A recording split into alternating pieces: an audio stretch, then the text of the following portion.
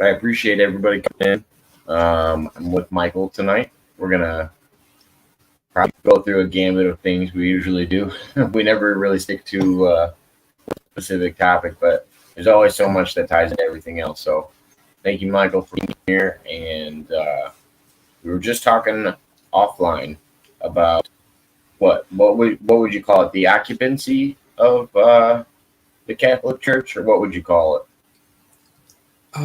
I would call it specifically the invasion of the Vatican and occupation of the Vatican, essentially a shutdown and complete finishing of the Catholic Church as an entity, and thus the liberation of all of the territories that have been taken from people by the Catholic Church over its history, over its very long and bloody history, by the way, and giving it back to the people who rightfully own it. And that would include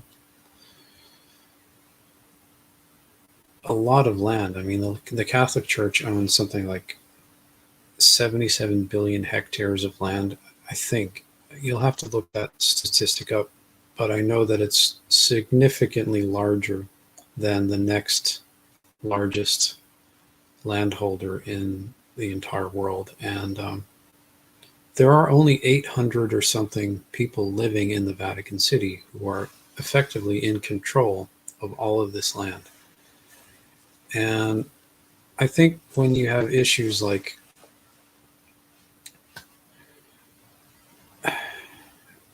migrant crises, refugees, people fleeing their countries because of all kinds of persecution that is being instigated via their governments, which are being forced to do that a lot of the time by the Catholic Church, it kind of gives us a reason to look at them and go, well, hey, wait a minute, you guys shouldn't be doing this. We're going to have to fix this problem. And you kind of have to read between the lines with my platform proposals, but my idea on this is that we should literally just invade the Vatican City and occupy it, take it over as a U.S. territory, which should have happened in 1945, I think, when Italy was and Germany were invaded by Allied military forces. I think we should take over the Vatican and finally finish the job that was started in 1945. And Because I thought we helped rebuild it. There's a lot that's gone on, and it's very long, complicated. Especially after the war. That was part of our war efforts after was to help rebuild. Well, yeah, the Marshall Plan in Europe was to help rebuild the continent itself because it was so badly destroyed because of the conflict. But I'm sure that there were sympathies toward the Vatican within Washington, D.C. In fact, I'm certain that there were. But I think we need to move on from that. Frankly, I think we need to end those days and realize that the Vatican Church has the Catholic Church, the Vatican, has meddled in Washington, D.C. since 1945 extensively, and has really held America back from furthering justice and freedom around the world by manipulation and even control of certain parts of our politics, and especially via the influence they have in London, which influences Washington, D.C. You have these three very powerful city-states that are effectively tied in together in a sort of global order of things, really. But I think we really need to move on from that, and that's part of my proposal. and it is very How, controversial. how will it? How would you allocate the land after it was seized? Well, I mean, this can take years to figure out how to do that. I mean, for instance, Austria was occupied by the United States for 10 years after World War II. It was an allied, really an allied occupied territory for 10 years when Arnold Schwarzenegger was born in it. Um, so that's going to take a long time to figure out what to do, maybe. But I think moving in the right direction, it will be absolutely appropriate and the right thing to do to just take that power away from them, and it would be safer in the hands of the United States, and it would be a more responsible use of the resources that the Vatican has at its disposal. You would think that with all this land that they have, they would have been able to end homelessness worldwide by now. But guess what? They haven't. There are homelessness problems, for instance, in every country that they own land in. Um, there's all manner of political strife, even still like religious persecution in these countries. There's just kind of like a hierarchy system of invisible rulership. It's not even necessarily invisible. It's just not as overt as it used to be in older times. Um, and I think it's worse in certain yeah, areas like the Vatican. oh, for Like it's. sure, yeah. I mean, I agree with you on that. But you had a question come in. It said, Mr. Macintosh, what are your thoughts on The Fourth Turning by William Strauss? Is it Strauss? Am I pronouncing that right? Are you about what is that? Honestly, I'm not really sure what that is. To me, that I don't sounds know if like it's I don't know if it's a book or what. if I'm that's not a sure. book, I really don't know anything about it. I don't read very many books as I don't have a lot of time and I don't have a lot of room for books really. So if you own land anywhere, you become responsible for the country's homeless. No, that's not what I'm saying. I think you need to understand how much the Vatican owns and how grossly irresponsible it is of them to use what they have in the way that they do. And I think the only way to really correct that is for it to be appropriately and rightfully seized from them. And it really, all of the land that they own wasn't theirs to begin with. It was stolen from indigenous peoples over 2,000 years. For instance, like we'll talk, for example, where a place where I'm indigenous to, which is Ireland, right? Um, I'm American, but my roots are Irish. The Catholic Church has basically owned the entire island of Ireland a very long time, and it makes it basically impossible for the majority of people of Irish extraction to even live in the country because even though they're not as powerful in the country as they once were, um, they still have a lot of control over how things work. And if you don't conform to a certain way of doing things that is the way they want stuff done a lot of the time, you're out of luck, man. You can't you're done for. And that's why there are so many Irish people around the world and people of Irish descent around the world, um, because we can't live in our native country. It's the same with a lot of Mexicans. Like I have Mexican friends. I know Mexico's basically controlled by the Catholic Church in a lot of ways, and that's why a lot of Mexicans would rather live in the United States because there's more freedom, and we are a greater the greatest advocates of freedom that there is on this planet is the United States of America.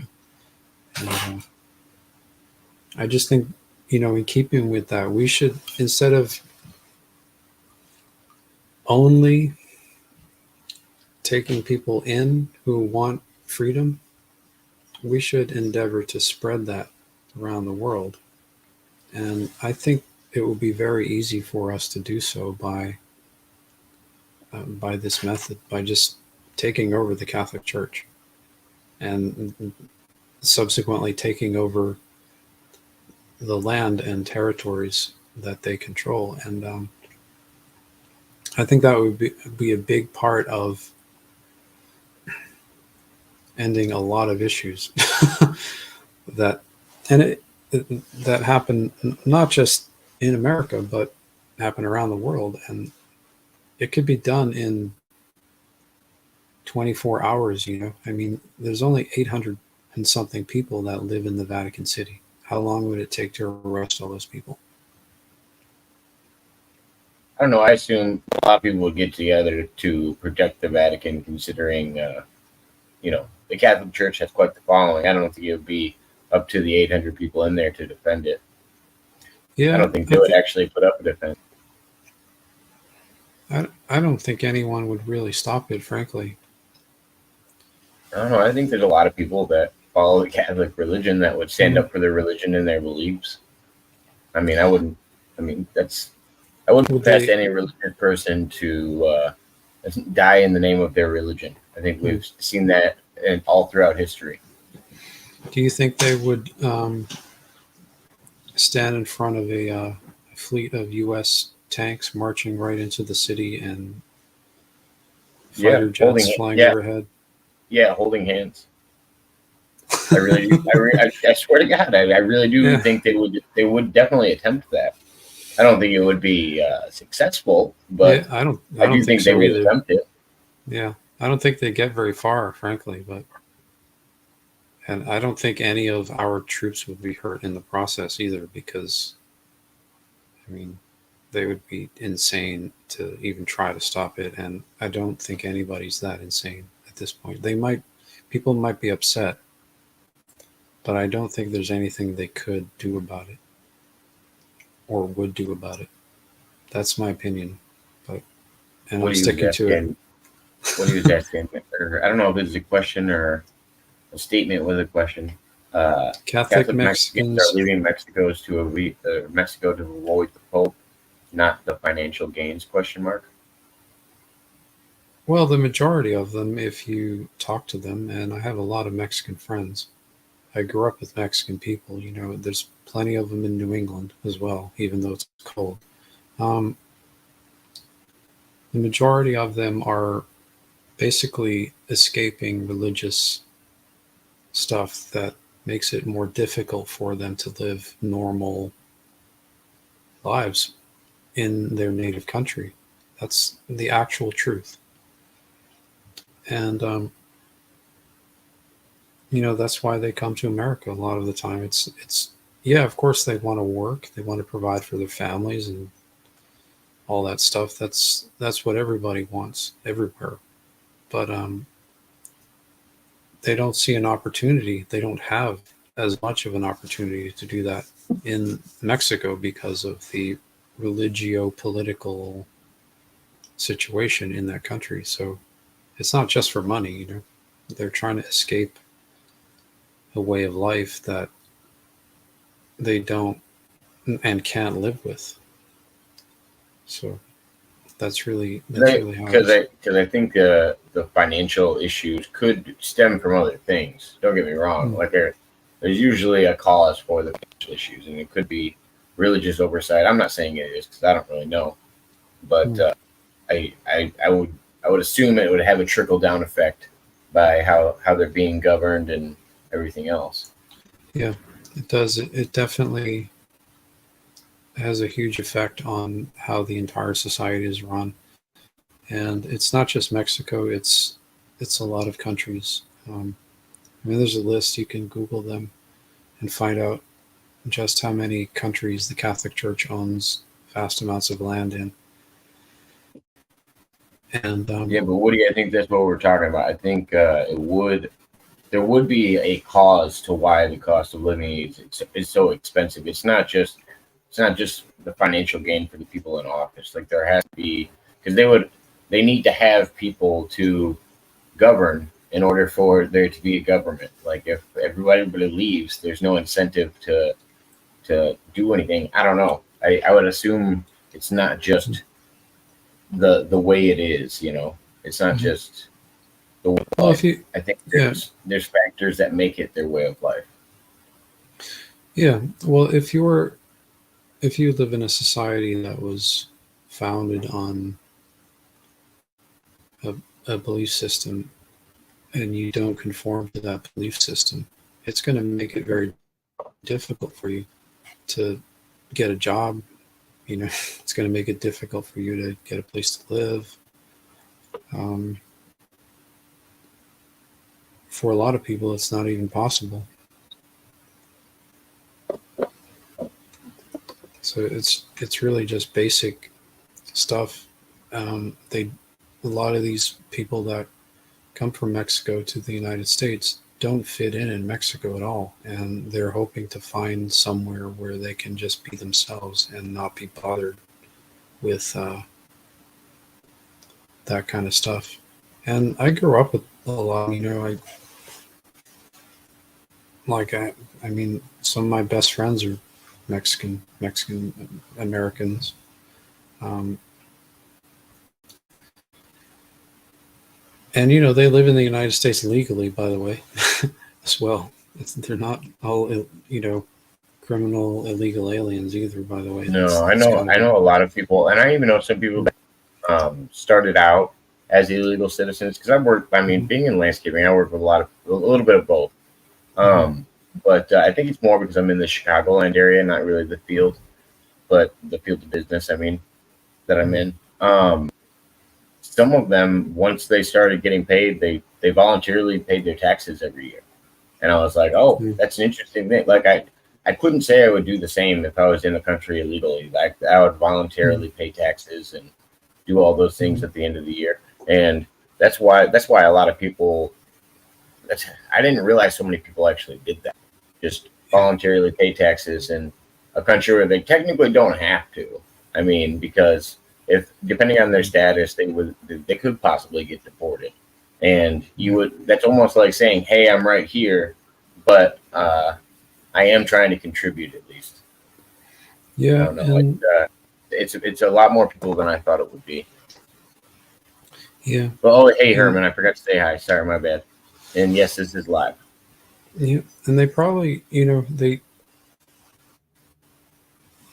do want to contribute. They do want to be part of something, and they do want to have a home, you know, a place to call home. But that's not possible for a lot of them in Mexico.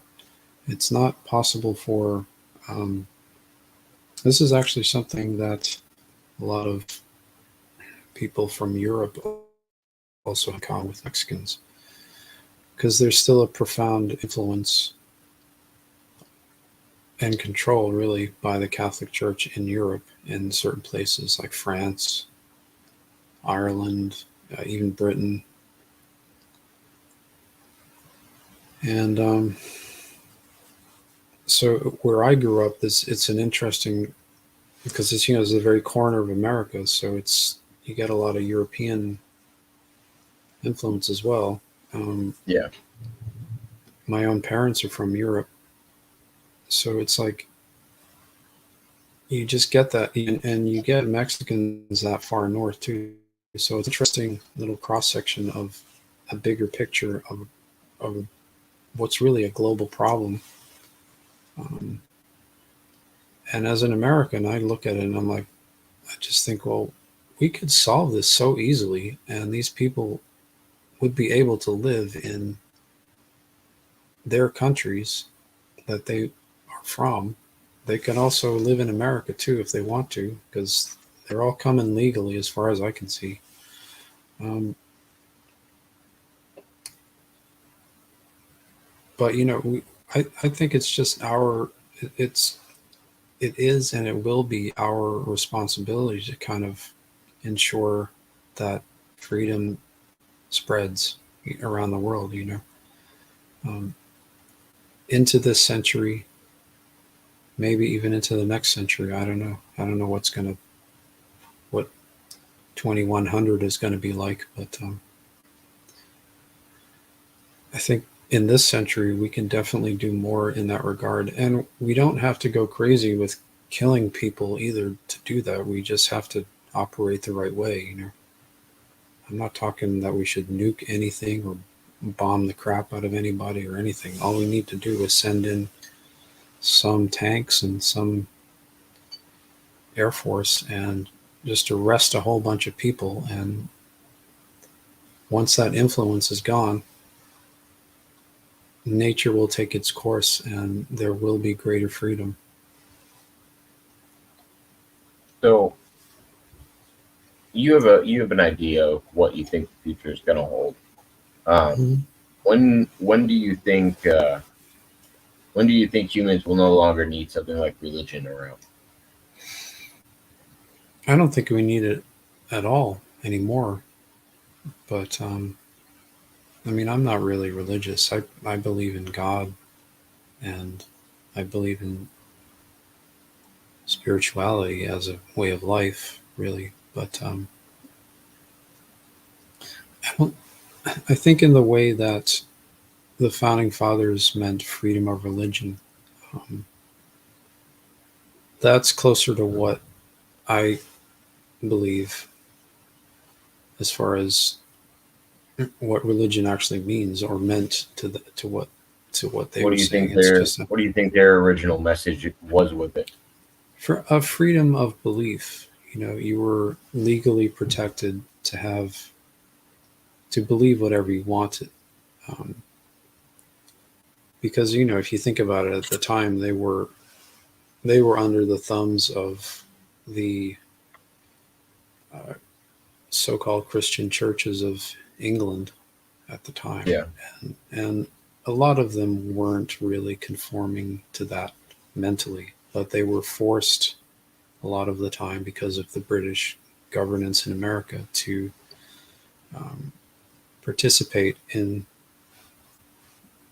those church activities. But they obviously, a lot of them didn't believe in any of it. So they when they wrote that into the Bill of Rights, their meaning was to protect everybody's freedom to believe whatever they believe. Really quite simple. But we've kind of lost the meaning of that along the way a lot, I think, because of people not really understanding the language as well as, or not speaking that type of English anymore as much. What do you think we lost from the original translation, or how far off course do you think we are from that? Do you think we're giving too much freedom to people with religion? Are we what? Well, I think the problem is that we don't. Not as many of us understand what that actually meant as it should be, the case.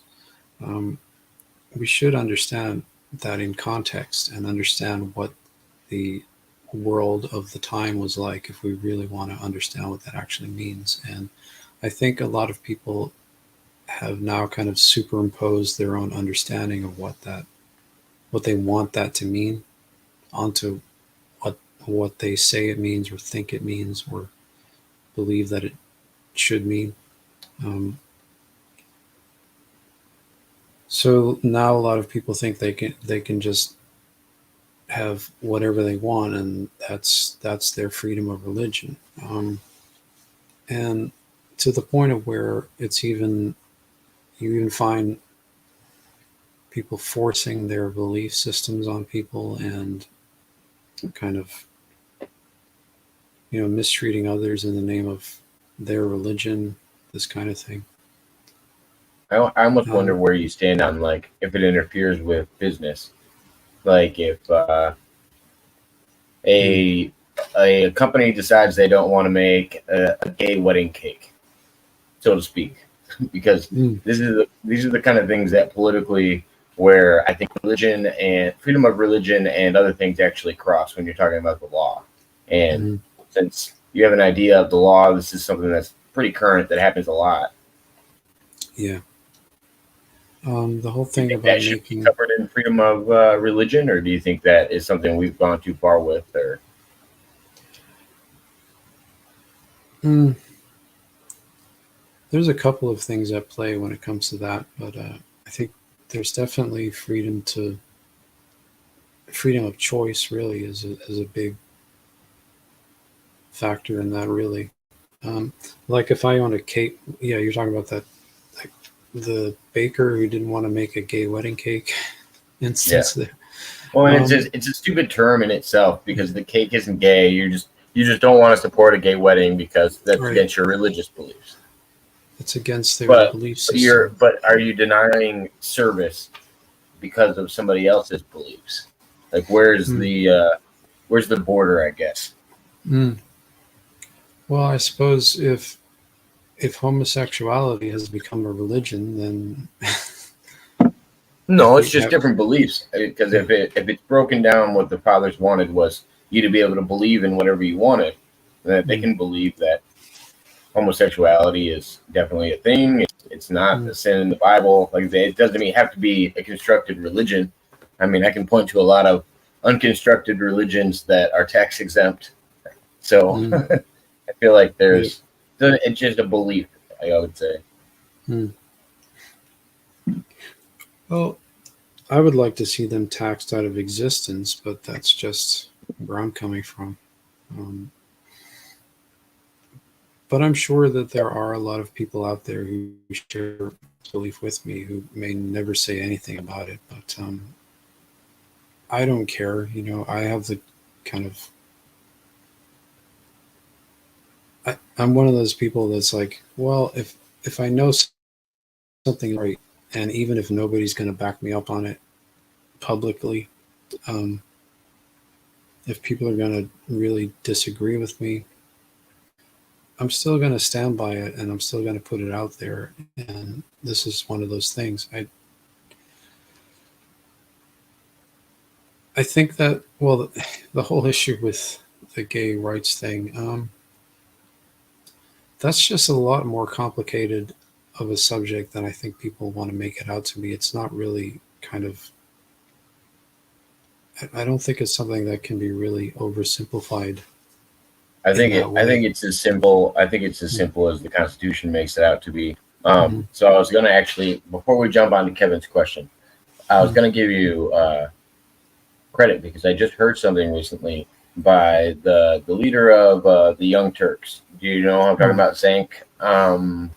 Can't think of his last name, but Mm. his first name is Sank, and he Yeah, yeah, runs yeah. the Young Turks media company. Or he's like the Yeah, I'm face of it. familiar with them. I'm familiar with Okay. their stuff. Yeah, yeah. He was on Bet David the other day, and he was talking about running for president, and they everybody immediately jumped down his throat and said, "Oh, you're not. I'm born in America. You can't become president." And then he Mm. cited it right there, similar to what you had cited before, because I didn't know about this when we were talking about Schwarzenegger and Hmm. Cenk Uygur. Thank you. Um, he basically stated that these are human rights and individual rights, and it also I think it was the 13th or 14th Amendment that makes it possible because it's whatever amendment was added that gives African Americans the same rights as everybody else, and that also includes people born out of this country that are in this country. Mm. And so if it gives them the rights from the original amendments, that's it's basically the same argument for the idea that somebody could president from any other place as well. Mm. But I think that's how simple it is when you're talking about gay rights. That's where I was going to, I think it's a simple equivalent to these are just human rights in general. Hmm. Like, I don't think it should be classified any other way because of where somebody's from, their beliefs, their anything. These are just a basic human right. Whether I agree with Mm. anybody's lifestyle or anything like that, I still think it's a basic human right to it's granted to all humans that are following at least under this amendment. I mean, under the amendments that we follow, and yeah, I think it's Yeah, granted well, to the same people. but you're saying a lot of stuff in there, but I think you'd really have to break it all down to really kind of understand all of it.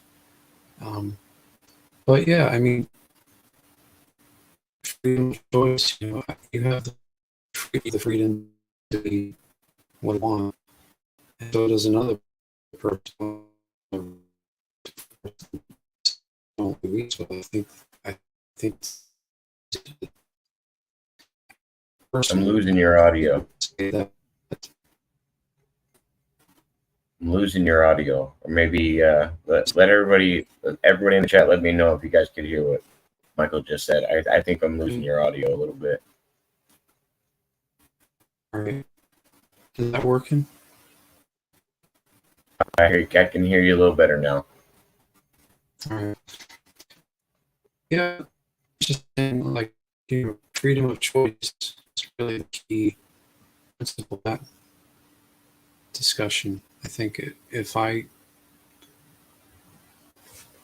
want to be a certain way and other people want to be another way, I don't think anybody has the right to force another person to be something that neither of them wants to be, you know, or to do either. So it's kind of like, if I don't want to buy from your business, you can't force me to. And if you don't want to provide service to me, I can't force you to either. It's just it's kind of that simple in my viewpoint. I think it's kind of how the Constitution puts it. But I think a lot of people want to kind of force their way or this way on other people. I don't think any of us have the right to do any of that.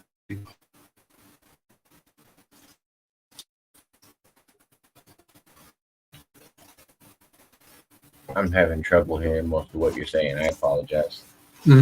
Oh, I can hear you again now. it must be the subject matter. Probably. But let me get back to some of the questions in the chat and catch everybody else up. Kevin was asking, it seems like Bitcoin will be reserve currency. I think the Brazilian, Russian, Indian, China, South African are meeting on August 22nd through the 24th to trade in their own currencies. Yeah. Well, so how are they going to? What's going to be their reserve currency? You know, it's they're not using the U.S. dollar as reserve currency, so obviously they're probably going to have to use something else. I think that something else is likely. You're right. Likely to be Bitcoin. BRICS is not American, and things are being forced upon not only the American people, but the world by unelected governments, i.e. the WEF and the HWO. Mm-hmm.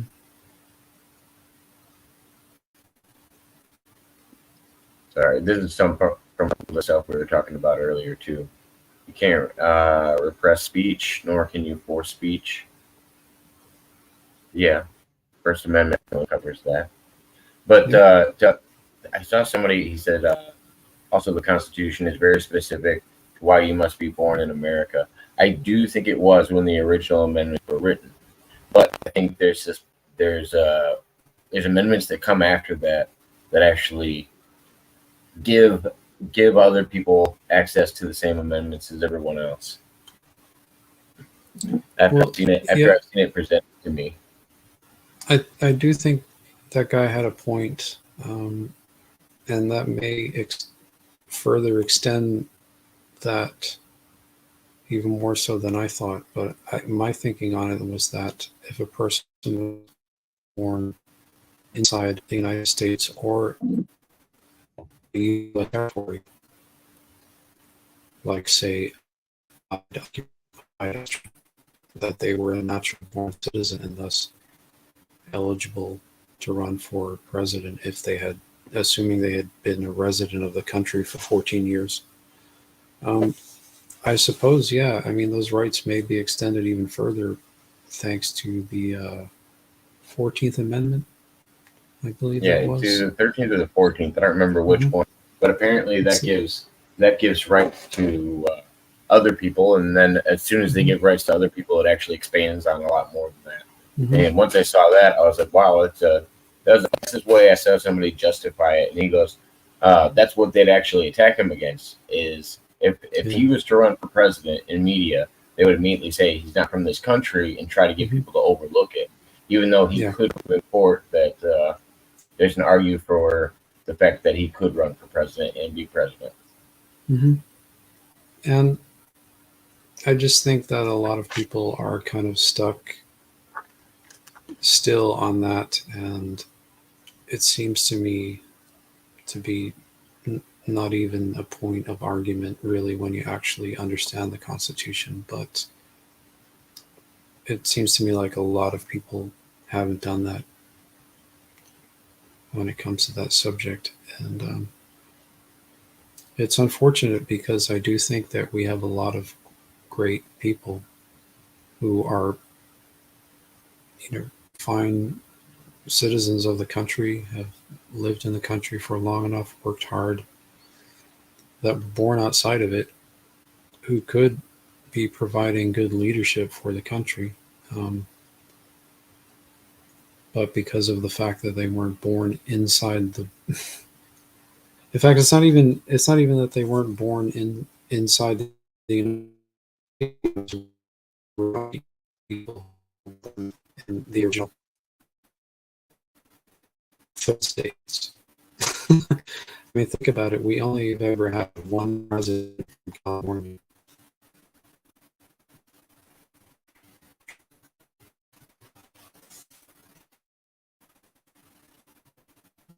As soon as you started talking about that again, I lost you. Yeah, I'm just saying. Like, think about it. We've only ever had one president who was born in California, for instance. I'm not getting any of that. We've only had one president. Something is what I got. We've only ever had one president that was born in California, for Within instance. California. Yeah, that was Richard Nixon. Oh, I didn't know that. Yep. Nixon was. So it's He's the like only one. he's the only president who was ever born in California. That Yeah, explains and that explains his hatred for the hippies, though. well, yeah, Easily. but yeah, but my point there is that we're only looking at people who were born a lot of the time, even in the original 13 states in the colonies. Like the vast majority of our leadership has been born on the East Coast or very east. And I just think that shows how slow our country moves in terms of actually progressing when it comes to a lot of things. Why can't we have presidents from California? Why can't we have presidents from Wyoming or Washington State? This just never happens. And so, what's wrong with that?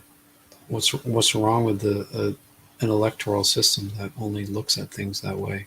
Why can they only be white bread East Coast men?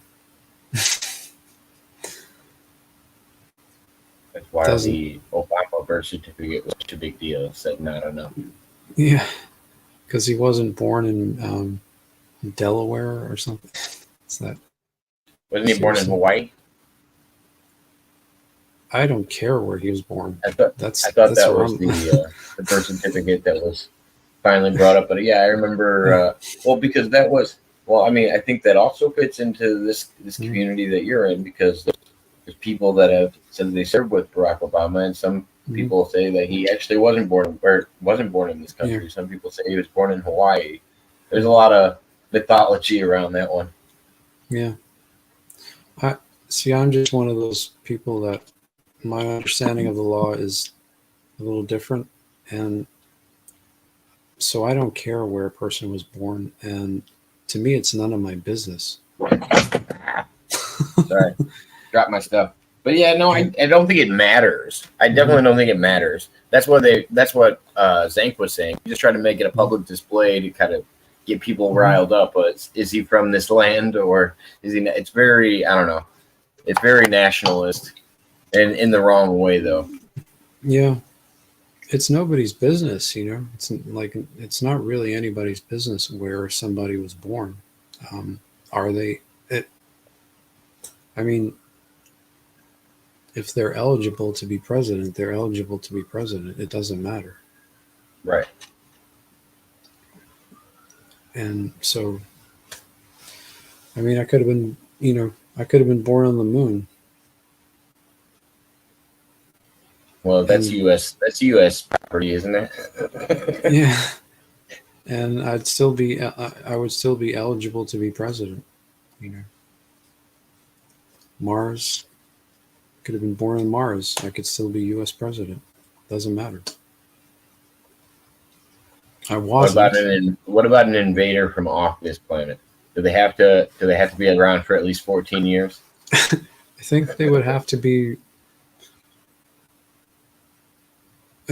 Well, in my understanding, they would have to be born in the United States or a U.S. territory or occupied territory, or to parents who were born in those circumstances, maybe in a foreign territory. Like, for instance, these days we have a lot of kids who were born in Japan to U.S. military parents, right? Mm-hmm. Or Yeah. Germany, for instance, because we have bases over there since 1945. We've had bases in Britain since 1940 something. We have bases up in Canada with U.S. military personnel on them. Some of those people have children. Yes, there.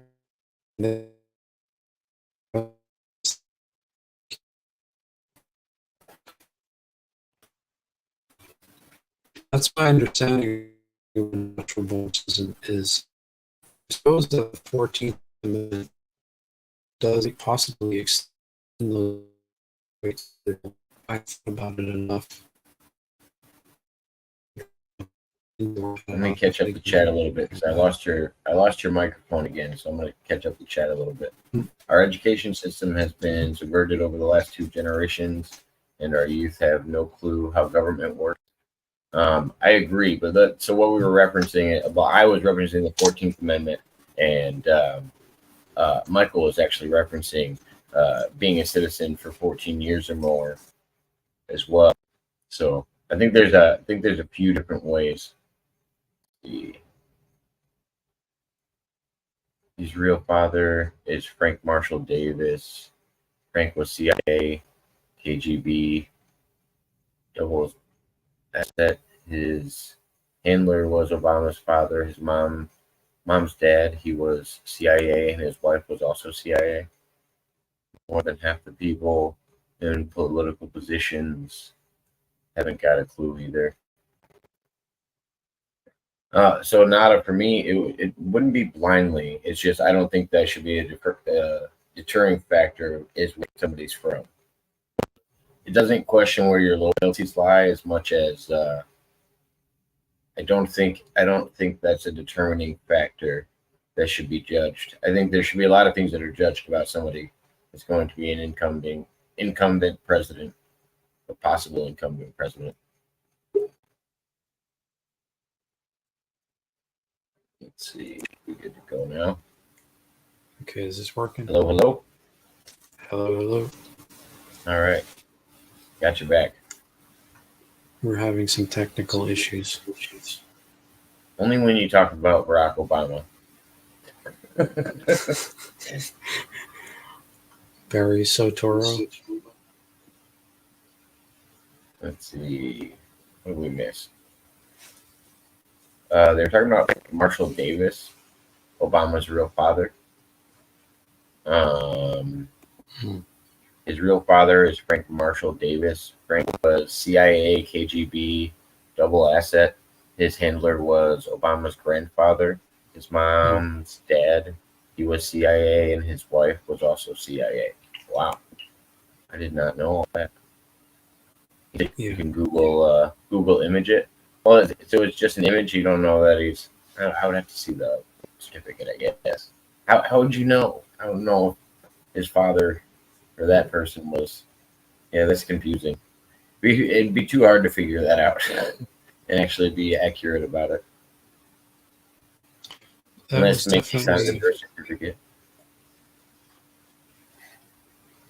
that's definitely one belief on his origins that I'm familiar with. I've heard so many stories about how Obama was born and cloned and came from another universe, galaxy, or some other kind of stuff. Um, I don't care because it doesn't matter, you know. It, I'm pretty certain he was born a U.S. citizen, regardless of where he was born, because of his mother, his biological mother. So it just doesn't matter if he was born in Hawaii or Chicago or Nigeria or Kenya or wherever.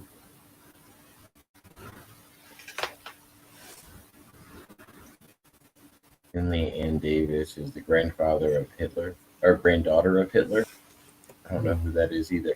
I don't know any of the big Davis family that I'm kind of wondering about. Stanley Ann Davis is Obama's mother. She's the great. And she's the granddaughter of Hitler. How did? Wow. Is there that much of a lineage that I have no idea of? I have no I haven't idea. heard any. Yeah, I've never heard any of this. I've heard all kinds of other stuff. Obama was born in an Air Force base in Nebraska. Also, I've heard that. I just don't think it matters. No. He was still a terrible president, so that's what matters to me. Right. Regardless of where he was born.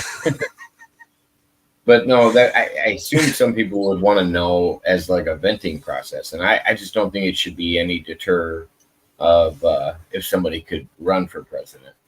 I think, I mean, that's just my opinion. I think they should definitely be scrutinized for their history, just not based on where they're from. You could set a good example if you're from anywhere. So Mm, I don't think I don't think necessarily where you're born should justify how you can or can't do something. yeah, even even somewhere like Boston. I mean, people tell Yeah, me everybody I'm just a. knows nothing good comes from Boston. Come on, it's almost as bad as New York. Oh, it's worse. I've lived in both of them, so I know. I think I like New Yorkers more than Boston people, frankly. Really? I I can't lie. So yeah, I mean, man, Boston's a rough town, you know. People beat you up for your lunch money, and that's how it is, you know. Nobody really runs there installed. That's probably true. Hmm. From the people that I've talked to, that if any of their stories are valid, I it seems like the CIA had a big handling, or at least at some point did, of future selected presidents, because it seems like they always get a heads up that they're going to be involved in it a little bit. Yeah, well, they have sent kids and stuff to, as I've talked about before, they've sent kids and whatnot to uh, on reconnaissance missions, I guess they call them, to obtain this information. Like sent, they have technology to do this, to send people to literally time travel. Also chronovise into the future to see what's going to happen. And that's what Oh, wait. I I. gotta pause you since you brought up the Hmm, coronavirus. hmm. So what if we stopped getting great inventions like the chronovisor? Because I'm pretty sure it was a priest at the Vatican that is patented for the creation of the chronovisor. What if we didn't have a Vatican? Then we wouldn't be getting awesome inventions like this. Come on, we gotta have a middle ground here. Yeah, but do you think the Vatican really invented that? Or No, they he was a just, priest at the Vatican. yeah, it's likely some other entity or person or group of people came up with this technology, and they just take credit for stuff. The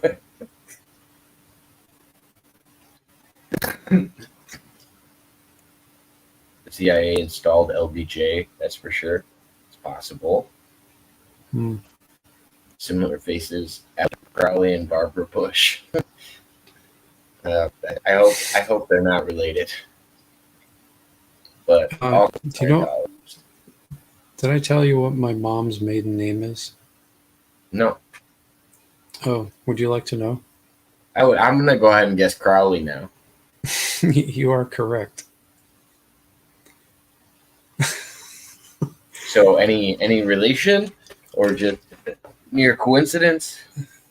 Nah, it's just a really old Irish name. Okay. It's an ancient Gaelic name that got spread around the British Empire when Ireland was part of the United Kingdom for a little while, and that's how it became an American name too.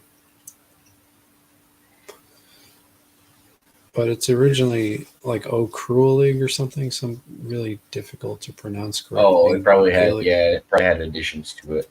Yeah, If it was Gaelic, it was probably shortened. yeah, I would assume. yeah. It was anglicized, and but yeah, it's not a very uncommon like yeah, it's kind of a common name, you know. Frankly, it's a common Irish name. So we're not all like first cousins or something, as people think. It's Ever like trapped this on an kind of island for a long time is what he's trying to say. yeah, like like it got around. You know, the name got around. It's in Britain, Canada, America, Australia, South Africa. It's all over the place, and of course, still in Ireland, which is where my mom is from. So, um, yeah. My rabbi So said I if there was no Vatican, this is a good one for you. If there was no Vatican, Smithsonian, or Louvre, etc., we would have all those inventions. It's our tax money that funds them. We should have the benefits. yeah. Well, So that's I what agree you were that saying. Taking it back to the yeah. I agree that the Vatican has probably never contributed anything of real substance or worth to humankind. I think they've basically just taken from us, and you know, I think we need to stop sucking up to them and stop pretending that they're this magnificent, wonderful thing, and they need to just be shut down and occupied. And we just start taking back the stuff that they stole from us for thousands of years at this point, a couple of thousand years they've been around. Um, I'm sure that they took and have taken a lot from as far away as the United States. You know, I know, for instance, that Catholic churches in places like Massachusetts and Pennsylvania and New York have been found very guilty of molesting American children. I would think that's enough to justify some kind of intervention on behalf of the United States government. So Cooter also said the Vatican and the Smithsonian are also in the business of suppressing history and technology. okay. Well, I don't know about the Smithsonian, but I'm sure the Vatican does.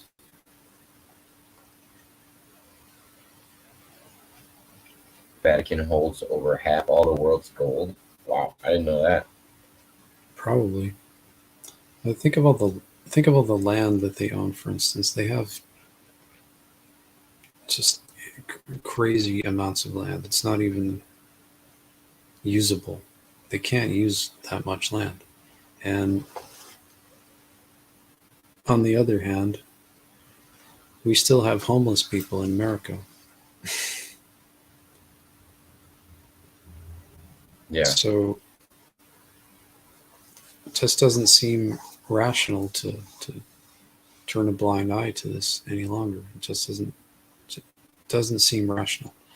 Like, I mean, we in 1945, the United States invaded Europe, liberated France, went all the way to Germany, came up from Africa, by the way, through Italy as well, and somehow forgot to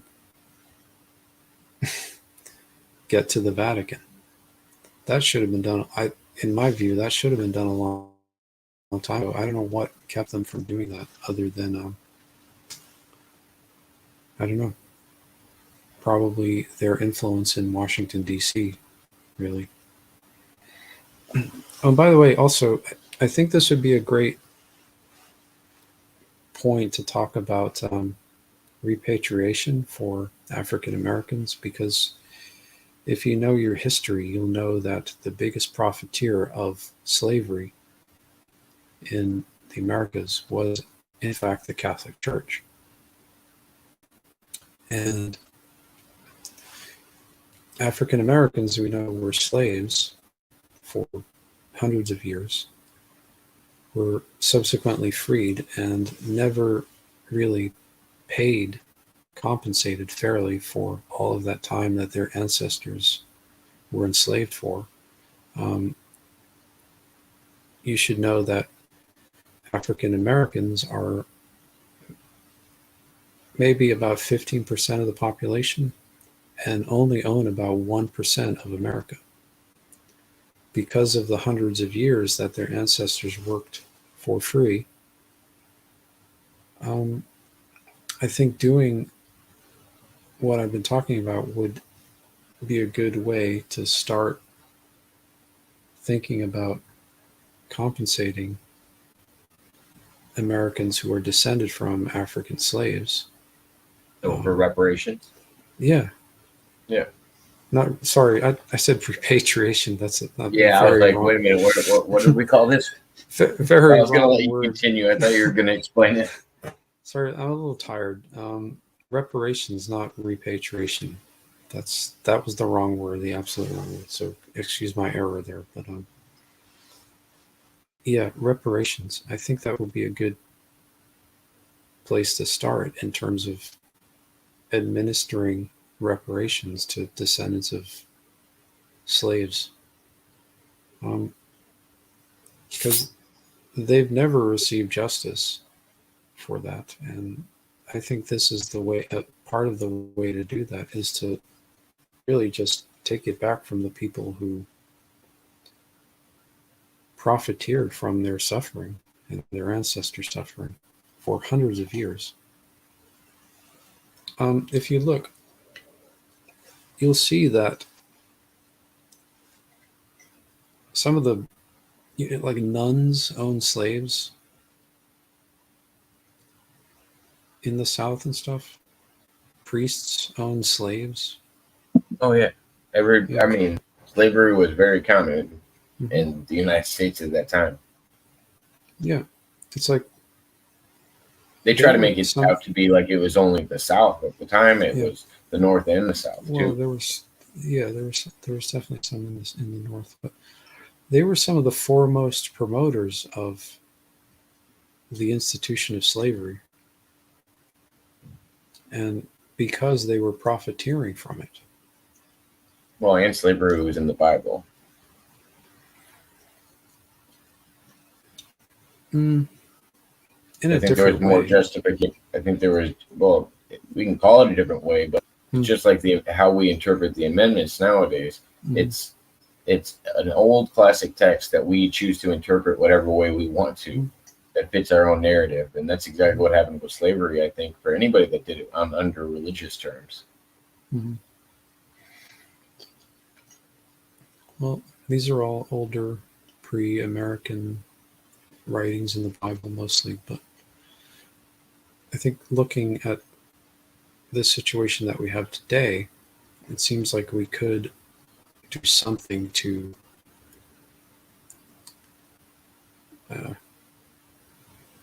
administer reparations to the descendants of slaves in America. I think that would be a good start because, those people are still suffering today because of what their forefathers went through. I don't think a lot of people realize that still. What about, how do you feel about for Native Americans as well? That is a whole other subject, but I feel like it's somewhat similar. Come on. it is similar for sure. Yeah. I mean, they probably didn't go. Well, I mean, they've probably gone through just as many years of oppression, if not more. Yeah. But they also got their land stolen. Right, and that's another thing I'm talking about, the land. All of the land that was stolen from them. I don't think there's really any way that we can make up for either of those evils, really. But I think a start would be to shut down the organization that is probably most responsible for both of those things, slavery and the seizure of Native American lands, and start to figure out a way to really bring justice for those people and their for the descendants of those people, really.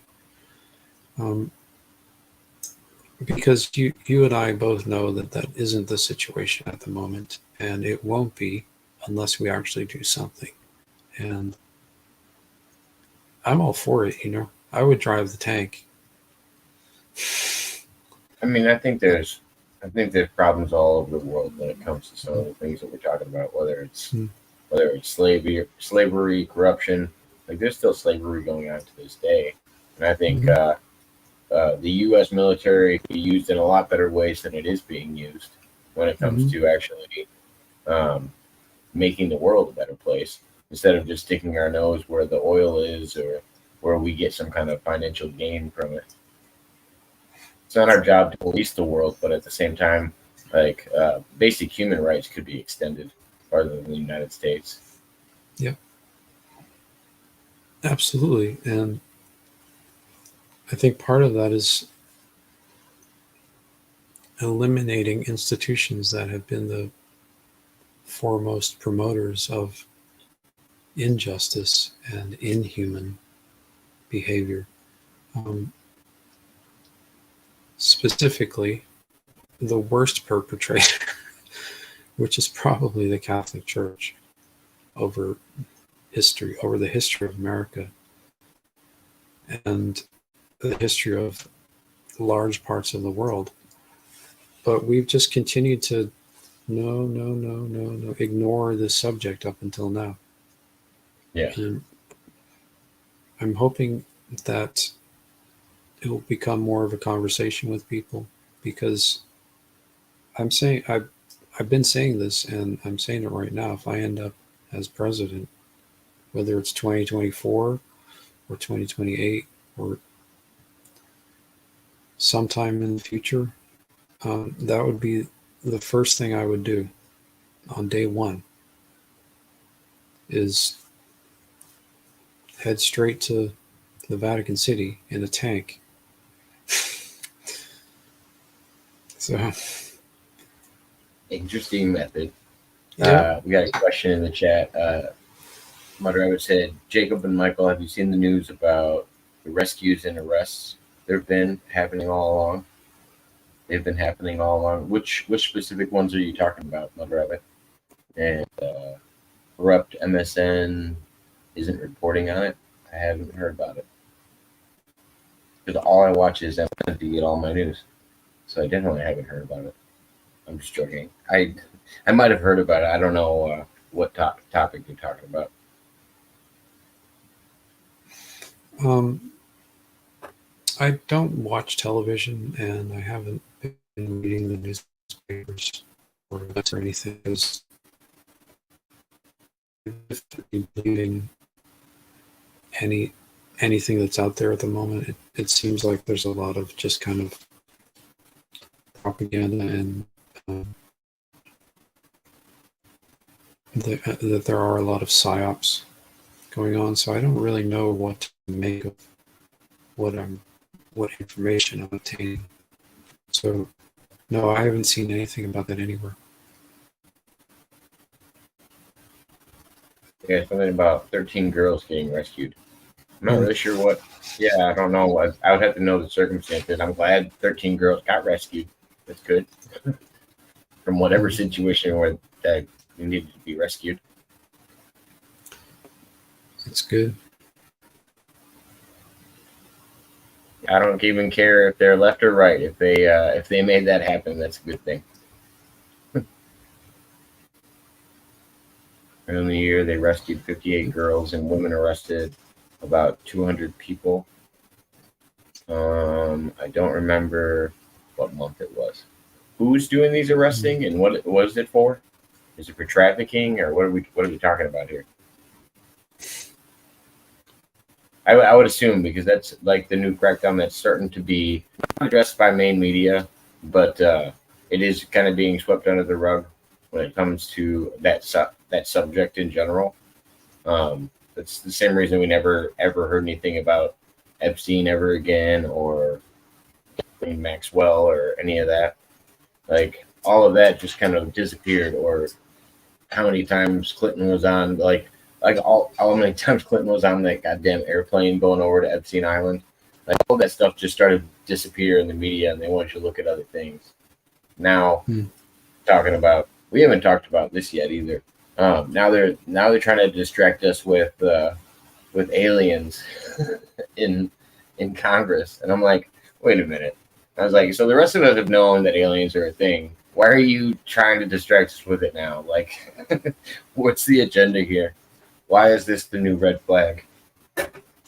Yeah, they don't want you thinking about certain specific things, and I think this is what we've been talking about for the last hour is probably one of them. Because want to keep control and power and money and best land, and they don't want you to have any of it. They don't want me to have any of it, for sure. Well, what's the saying? You will own nothing and be happy and eat bugs. Mm-hmm. Yeah, I don't like bugs. You don't like bugs? Good source of protein. No. Come on. If Bill Gates does it, you can do it. Who? Who now? Bill Gates.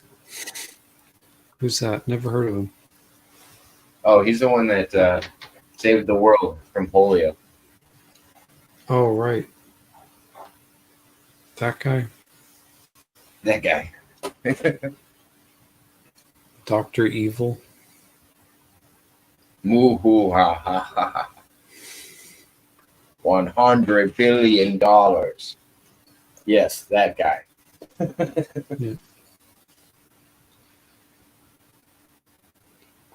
Yeah, maybe when I said repatriation, I was subconsciously thinking about myself because really, I should be repatriated.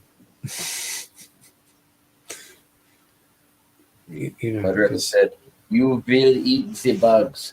That was Carl Schwab. Or Klaus Schwab, sorry. And Klaus Bill Schwab. Gates and Fauci are psychopathic Dr. Evils, okay? And Zachary Kim was asking how you were doing. Hi, Zachary. I'm doing okay, I think.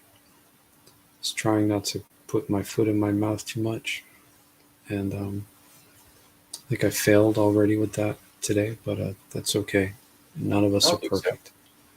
What did you feel like you put your foot in your mouth about? Well, yeah, the difference between reparations and repatriation. Oh, no big deal. That was a big foot in mouth moment. Yeah, just a little mispronunciation. I knew what you meant, and we got it back Mm. on track. I think it was actually a subconscious thing where I was thinking about how really, as a white American, a European really, um, I think in a way we are the ones that probably should be repatriated in some way, because we're not really Americans. We're Europeans. We were Oh, I know. made, you know. I mean, we We're were we're made. we are Americans are a pretend culture after getting rid of all the other cultures, and now we're Yeah, trying to be now we're trying to be a melting pot. right. So it's like how can you be a melting pot, but then are stuck on ideologies that haven't been established for more than 50 years, really? Yeah, and we were made into Americans. We aren't really Americans. We're all of us. We're all like all white Americans are from somewhere else. We're Irish. We're British. We're French. We're German. Polish. Russians. We're all from over there. And plenty of Italians now too. Um, so I don't even think it's honest to say that we're really Americans. I still consider myself Irish, Yeah. and I think that's more honest. Um, Well, I mean, that's what Americans are originally hmm was fleeing Europeans. hmm Well, and and not even fleeing when they initially came over. It was, once they established, like, all right, this could be a good place. Let's gear away from our overlords back there across the pond. yeah, I think everybody that came over was European, and anybody that was there got destroyed, yeah, or pushed out of the way. I mean, like where I grew up, there tricked. were, Tricked was Mhm. another common tactic. Yeah, yeah, like where I grew up, there were plenty of native people at one point, and they were all kind of pushed out by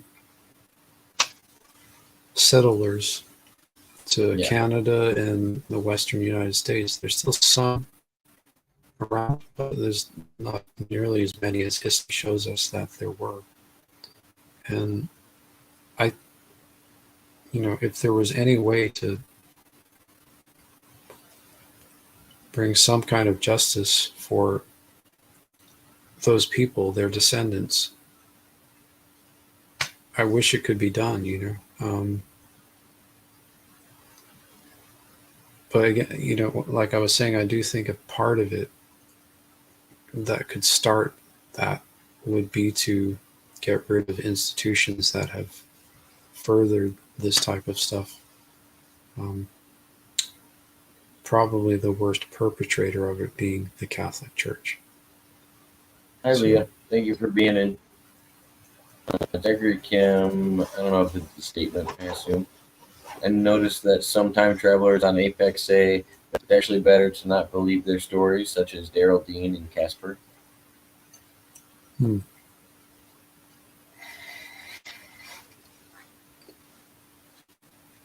um, I don't know. I don't know any of those people, so I've never talked with any of them. Or it is hard to believe everything that you see on Apex TV. I know I've been on there, and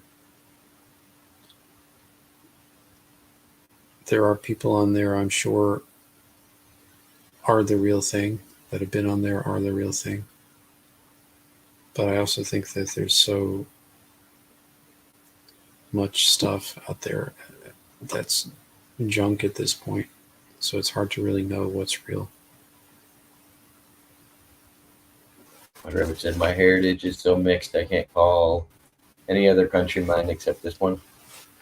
Makes sense. Really, And there's nothing wrong with calling this country your country. I was just saying, culturally wise, I wouldn't say America has like a rich culture of being like, I mean, I think most of the cultures that were established here we got rid of or limited as much as possible. Hmm.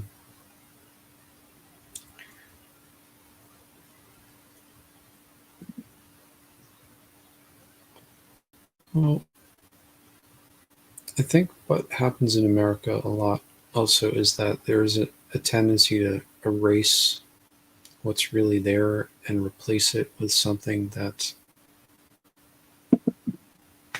isn't really from the place, but now assumes the identity of being the original thing. It's kind of psychopathic, really, in nature. That's what a psychopath does.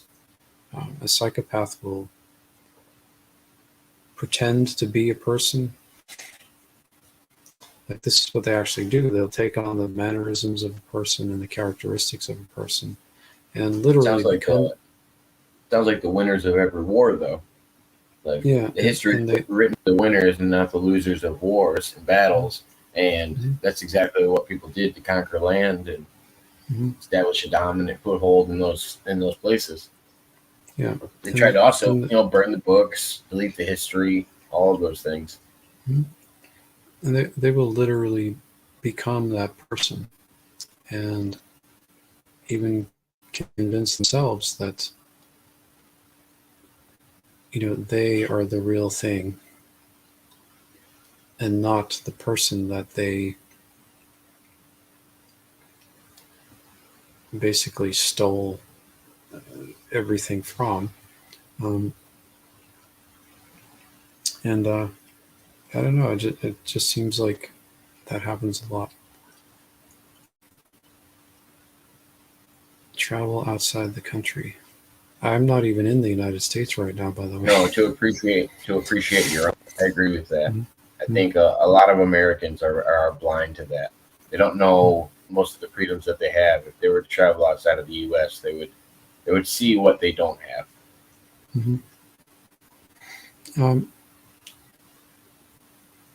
That's for sure. Yeah. Yeah. Well, I'm not even in the United States at the moment, by the way, and so I do travel, and I know I understand that other countries have, depending on the country, greater benefits in some ways and not so great in other ways. So I do think that we can all kind of learn from each other still. I don't think we have to be so assertive about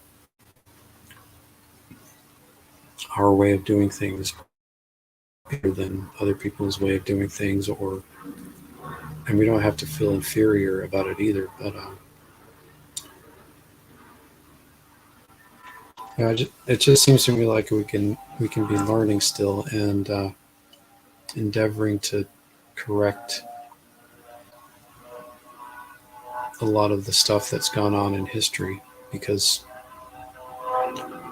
we're still affected by stuff that happened hundreds of years ago, Yeah. And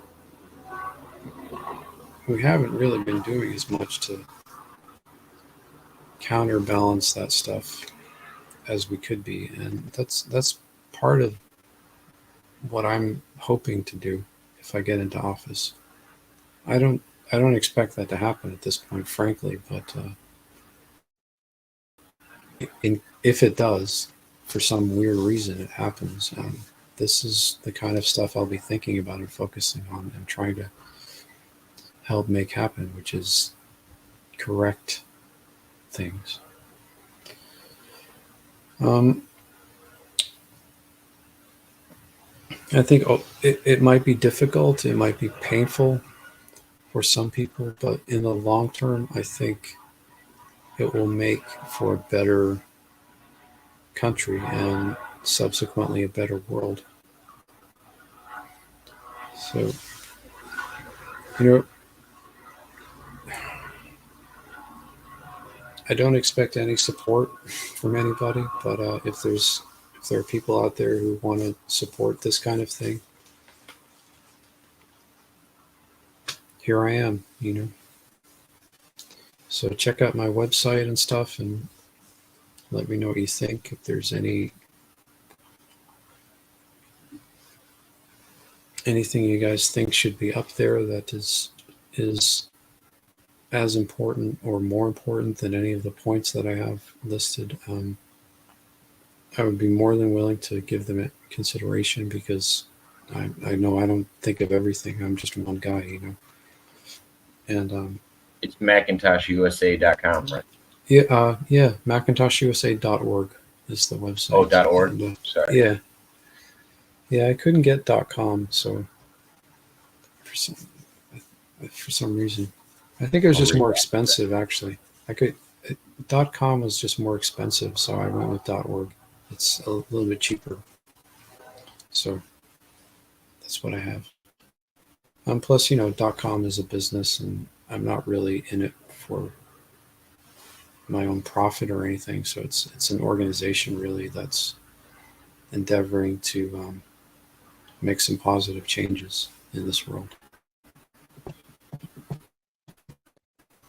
So that's what it is.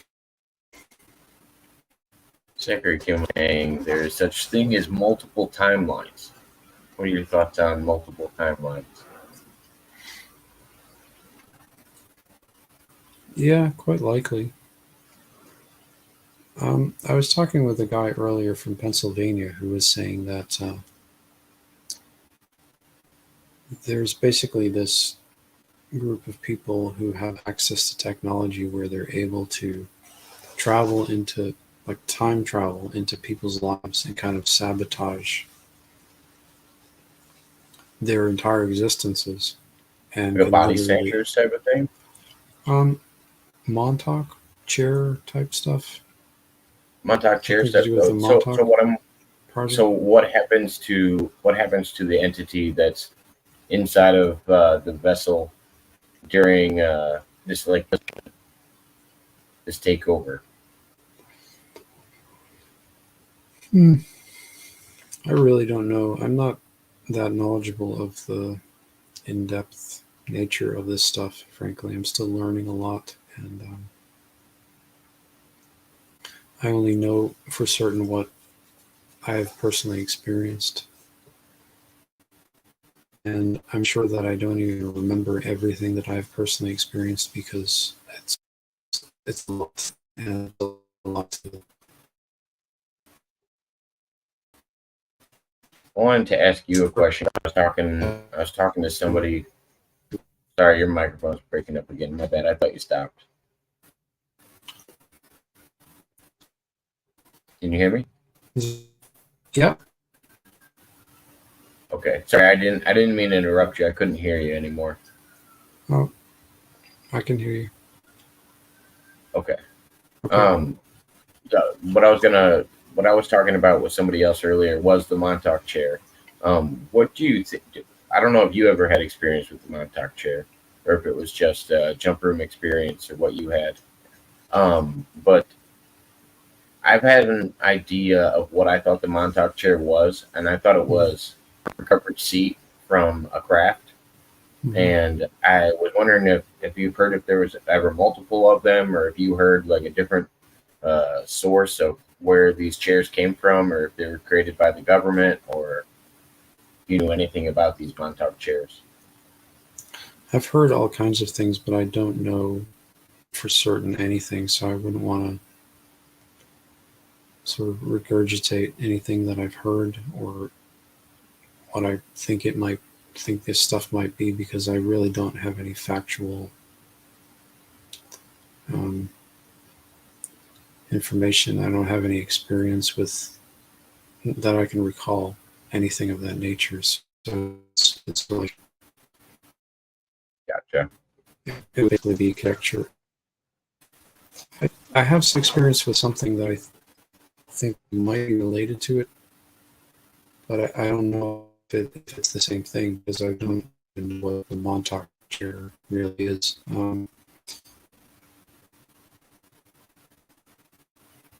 When I was in middle school in a suburb of Boston,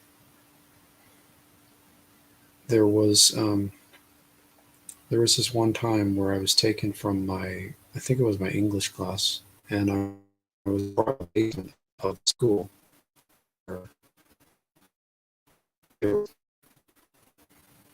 I'm not sure what it was. I don't know how to describe it either because it's not even clear in my memory.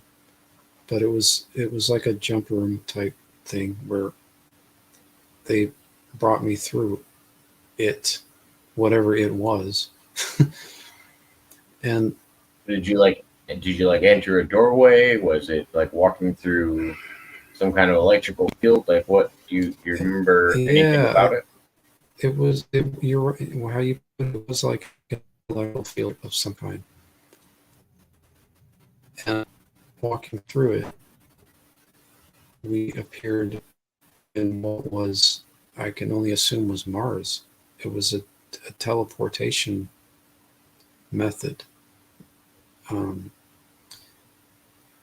they brought me to remote view again years after I had done it the first time. And this time they asked me to look and tell them what the future was instead of asking me to look and observe a specific location of the past. So they asked me to let them know what I saw the future of that place would be. And so I did. And I described it to them, and what I could see was advanced technology very vividly. Cities, highly developed cities, and advanced human living environments. And that was it. That's all I was able to, that's all they asked me to do. And the two guys who brought me there were none other than future President Barack Obama and the man we call Andy Mashago.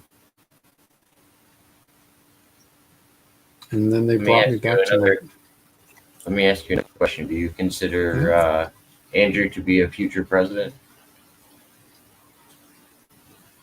I think it's possible still. I don't know if we're on that, as Zachary was talking about earlier, I don't know if we're on that timeline still. I don't know if we're on the timeline where I am supposed to become president either. I don't really know because I have no way of knowing. I don't know if it's changed. I don't know if those are things that can't be changed. I really don't know. But what and I've always wondered this with Andrew and yourself. What are the possibilities that you were visiting another timeline? Is that possible, or a parallel universe to our own, where you could have been on the same physical location? It could have very similar events, but wasn't necessarily the one that we were involved in. It's definitely possible. Like I've said, with my understanding of this aspect of physics, so many things are possible.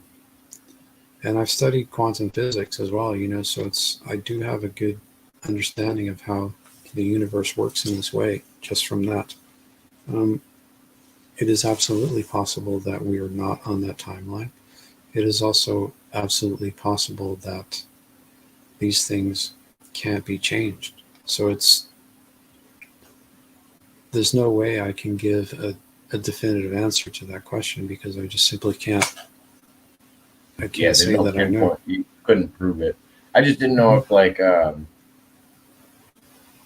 don't know how someone would classify that experience if then the things that they thought were supposed to happen didn't happen. If eventually it would reach a point where it's like, all right, I have to determine what it was that I was involved in. I don't know what, what thought process people that have actually experienced that have gone through, in, I don't know, validating their experience in general, and then also probably personally, like their own sanity. Like I know something happened to me. Like how do I know what happened to me did happen, and then what would explain, the events that I went through? I'm just kind of trying to put myself in those people's shoes and trying to understand the thought process of them personally. Yeah, those are difficult things to come to terms with as someone who has experienced that, because you don't really know. So it's like, what's happening? What happened? You just can't really be certain what's going to happen. And there's no real way to find out. True. So it does leave it so that every day is kind of a guess. Ultimately, you can make plans for things, and you can think things might happen, or you can wish things weren't going to happen if you think they might be going to happen. But ultimately, there's not really any way of knowing the outcome of something until it's already over. So That's probably true. So because I think some of the experiments in the beginning were experimental. So even if they did find out, hey, even the people running the program could have not known 100% where they were sending people. I think it's very possible in trial experiments, especially with I don't know, technologies of these nature, where I don't know if you're dealing with time travel or parallel dimensions or what it is until you can actually determine that. And I don't even know how you would determine that until years and years of trial and error of what was going on. Yeah. It does seem like certain groups, though, have almost unlimited access to this kind of technology, to the point of where they can really get into some a person's life and really kind of basically manipulate and control their entire existence, and go home for lunch at the end of the day. And it could be like 50, 60, 70 years in the person's life that went by, and it could only be like a few hours to other people. So it is a little weird that way. Do you think there's set events in the timeline that are meant to happen, and then there's other things that like work around that are adjustable, or do you think all of the timeline's adjustable? Everything can be changed, or do you think people are supposed to die when they're supposed to die? Or? I don't think everything can be changed. I think there are definitely certain things that can't be prevented. Like, for instance, have you ever heard of anybody trying to kill Adolf Hitler as a baby? No. Can that? But yeah. But is there always that instant argument of, by the time these ideas are established, there's already time police that would stop people from going back in time for mischievous things? Like by the time time travel is readily accessible. I don't know that that's as much of a thing as people think. I think maybe if this technology becomes widely available and widely understood, it seems logical that people at a future point just wouldn't ever want to meddle with the past too much, because it would change the outcome of their present if they did. So it just seems like a lot of people today haven't really gotten their heads around that subject, but it seems like it would be common knowledge in the future, assuming that the technology becomes public. Because that's, I think, the biggest risk of making these things public is people going back in, adjusting these timelines, and possibly, altering all of it, and before it was too late.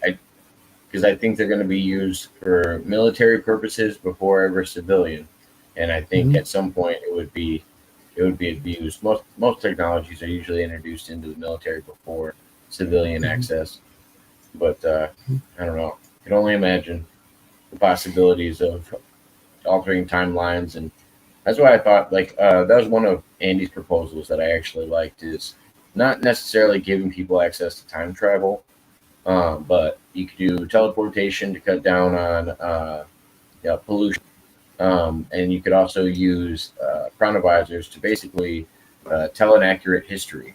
You could replace museums with like a chronovisor, and you could actually get an accurate history, maybe even in schools as well. I mean, it'd be nice if you had how everything actually really happened right in front of you. Yeah, that would definitely be really cool, and probably much more beneficial than reading a written version of the events that are likely biased anyway. So Sorry about that. Hold on, I got a phone call.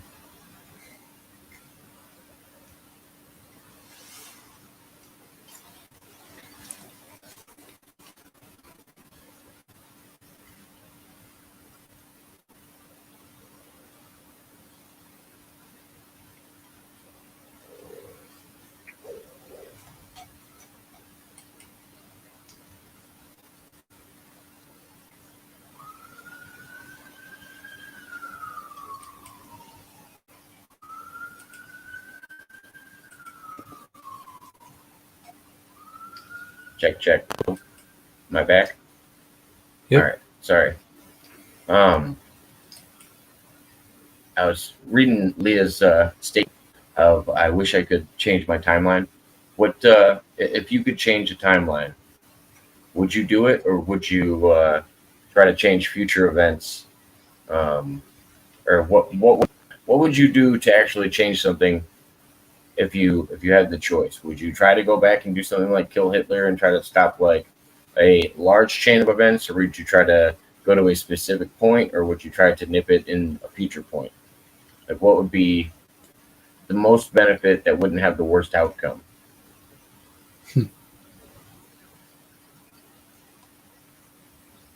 Well, I know what I would do, but I assume it's going back to the Catholic Church.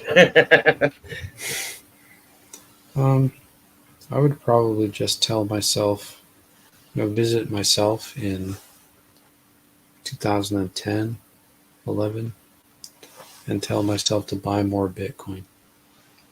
Oh, okay. I mean, that's not a bad idea.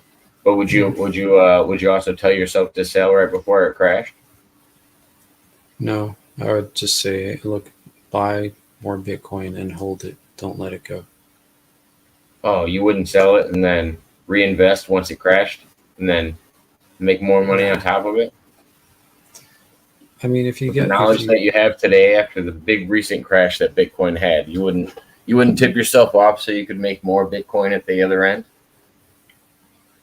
Well, it's going to come back, so it doesn't really matter. I mean, if you could buy 10,000 of them in 2011 for $15 or whatever it was, and keep them for 10 years, it wouldn't matter. And I would definitely be able to compete with Donald Trump in the 2024 election if I had done that. But well, yeah, if you could throw some Bitcoin money at it, that would be the way to go. Unfortunately, I can't do that because I didn't buy 10,000 Bitcoin in 2011. So. When did you said it was Andrew that told you about it, right? Or kind of talked to you about it? Yeah, Andy taught me about Bitcoin. He did. That was in 2017. And Was it it took me. a partnership that you did with somebody else to get involved with Bitcoin, or did you just invest yourself, or like were you hesitant when Andy told you about it, or how? What made you No, it jump on took it? me. Well, I was a stock investor before hearing about Bitcoin. Like I knew how to make money on the stock market. So, and I was talking with Andy about all this other stuff, and um, he told me about Bitcoin. And so I looked at it. I studied it for about 20 minutes, and then I had this revelation. I'm like, wow, this is like the future of money and the future of banking, and it's the future of finance right here on this little thing called a blockchain, and it's going to take over the world. And I better get some. So after 20 minutes of just even looking at it, I started buying it, and I've been buying it ever since. So that was the end of 2017. Um, Maybe this is I what we st- were talking about. mhm. I was going to jump to Zachary's thing. He was saying it's the thing we were talking about earlier. He said, I remember Michael Phillips on his live streams called some other time travelers fake. Mhm. I didn't know if Michael Phillips was calling people out. I didn't know that was his deal. Yeah, he definitely did that. I remember he said that there were people that were faking, and I mean that's probably true. He himself could have been faking for all we know. I don't know, but I still wish I had bought more Bitcoin so I could compete with Donald Trump because he's got billions of dollars to throw away, and I definitely don't have that. So, Yeah, it makes a mm. huge difference when you're trying to be in the public eye. Mm. Well, when you're trying to get something done, it's I look at it this way. I don't care about being recognized or being famous or anything like that. It's not really my area of interest. I just want to get some work done that needs to get done so that in the long term, my kids will have better lives. Their kids will have better lives. Maybe I have a chance at having a better life in my old age or something. Maybe other people will too. Um, That's what I was wondering about Andy, because mm, I've heard him make public statements saying that if his vision wasn't mm, where he thought it should be, where he could actually help, mhm, he wouldn't want to be in office. And I thought that was an honorable thing to say, and I hope that technology is there for everybody in the future, that mhm. they can improve to whatever health they need to be in order to maintain an office, especially if they're supposed to be there. Yeah. Well, I've had to start wearing glasses. So if I started to realize that I can't actually see very well without them, so I started putting them on. But um, yeah, but it must be horrible to not actually be able to see at all. I can't imagine that. Yeah, I think he has very very limited vision. Mm. Well, if there, if there's anything that we could do to help people in that situation, I would certainly um, want to be able to help with that also. But for me, the biggest thing is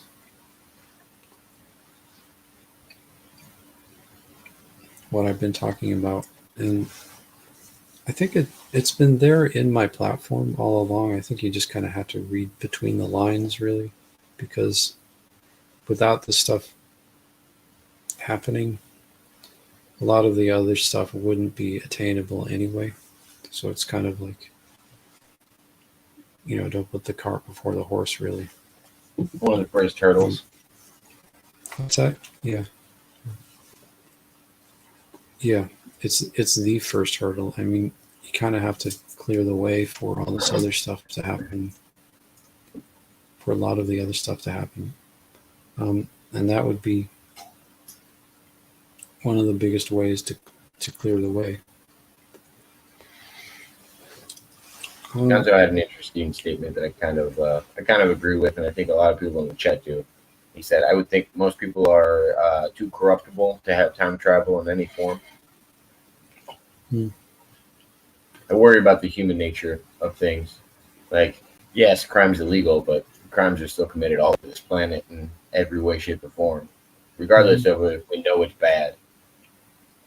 And I think that's more of a human characteristic. I think there's always like rebels in society and menaces to society that are just going to occur naturally, just with the population numbers that we have.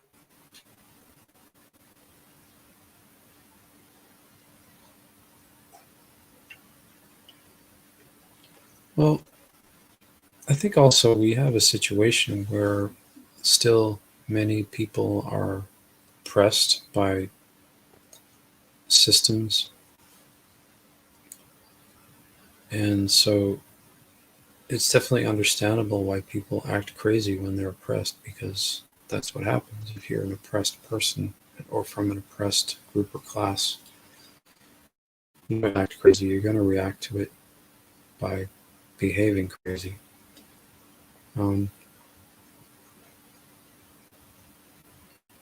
So I think if we're able to do something to eliminate that oppression, why wouldn't we want to try at least? So I think I might be in a position still to be able to help with that, and that's why one of the reasons I'm still putting my name in the hat for President of the United States is because I could help make that happen if that were to occur. I don't like oppression, I don't like all this stuff that goes on every day for vast numbers of people. And I myself come from an oppressed class of people, really. I mean, if you knew the people that, the family that I come from, these are not like, top of the food chain or anything. You're talking about like ordinary working class immigrant people who are just looking for a better life. And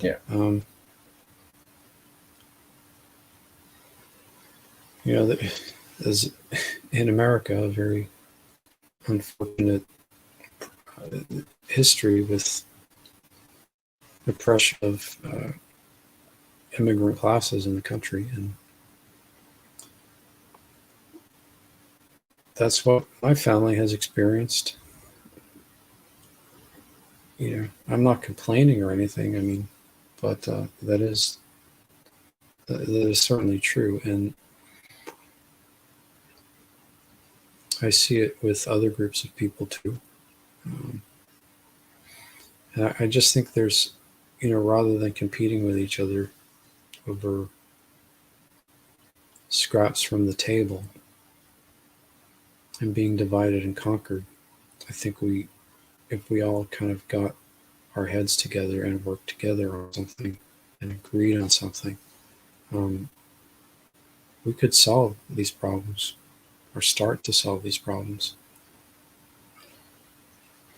So I think it's a good segue, because I haven't really asked you much about it. What is this work you're going to be doing with the homeless and helping out here in the future? With homeless people, well, I think a big start is to get that we need more land. Yeah. I mean, in the United States, we have a lot of space anyway to begin with, so we could kind of skip ahead of that a little bit inside the United States. Yeah, I think if our homeless populations didn't live in our most populated places, I think it'd be a lot more affordable to house them. I think, yeah, for sure. More than 80% of society lives on the coast of the United States. Yeah. I'm considered in one of the flyover states. The only thing that makes my relevant is Chicago. Mhm. Everybody else in between me and California or me and New York is considered a flyover state. Yeah. And then maybe down Um, to Florida. if you look at states like Arizona and New Mexico, there are companies in these states that do really quick and inexpensive modular home building, Hmm. and they can deliver it to anywhere in the region very quickly as well. Yeah, those mini homes that they're printing out right now are super Mhm. affordable to make, and they Mhm. just can ship super easily. Yeah, and so my thinking there is to, because we have the land in the United States, really, um, is that, assuming people who are homeless in California and homeless in New York don't mind living in Arizona or New Mexico or somewhere that's not to them maybe the most ideal location, we could house those people very easily and very quickly and very inexpensively, because we do have the land. And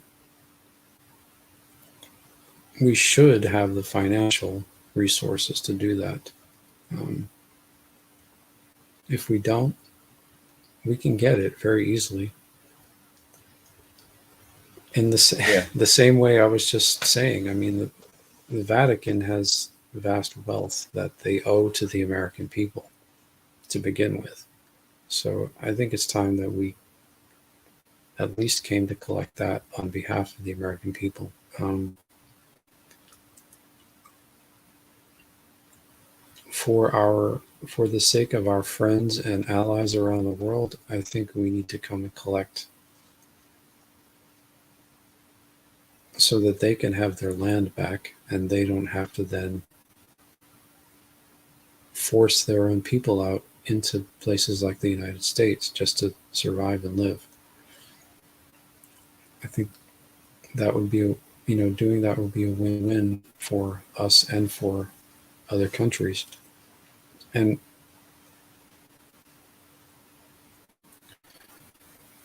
it just seems like if we start there, we could start to solve so many other problems. But nobody well, wants to talk about it. I mean, they don't want to pinpoint the fact that it's a singular religion. Most people don't want to Hmm. call out a singular religion for the world's problems. Yeah, That's but if you, it's a bold jump for most people. yeah, and I've kind of alluded to it in the past. I mean, I talk to people about that in person, on a regular basis. But coming out on a program that's going to be on YouTube and talking about it and putting it out there for the whole world to see is, yes, probably a bold thing to do. But there's no other way for me to kind of get the message across anymore without being just really direct about it. So that's why I'm saying it now. It's like, look, we really need to do this, and if we just keep going the way we've been going, a lot of stuff will never get fixed, problems will never get solved, and things will just keep getting swept under the rug. And better to confront it than to avoid the subject entirely. And I assume that other people will start talking about this too in the future, as you know. Um, I was one of the first people who declared myself a candidate for president to talk about a lot of stuff already, and this is this is one of those things. It seems to me like other people will start doing the same. But remember, folks, you heard it here first. So, That's true. Well, I'm gonna mhm. get to one more thing in the chat. Probably wrap up right around the 2 hour mark.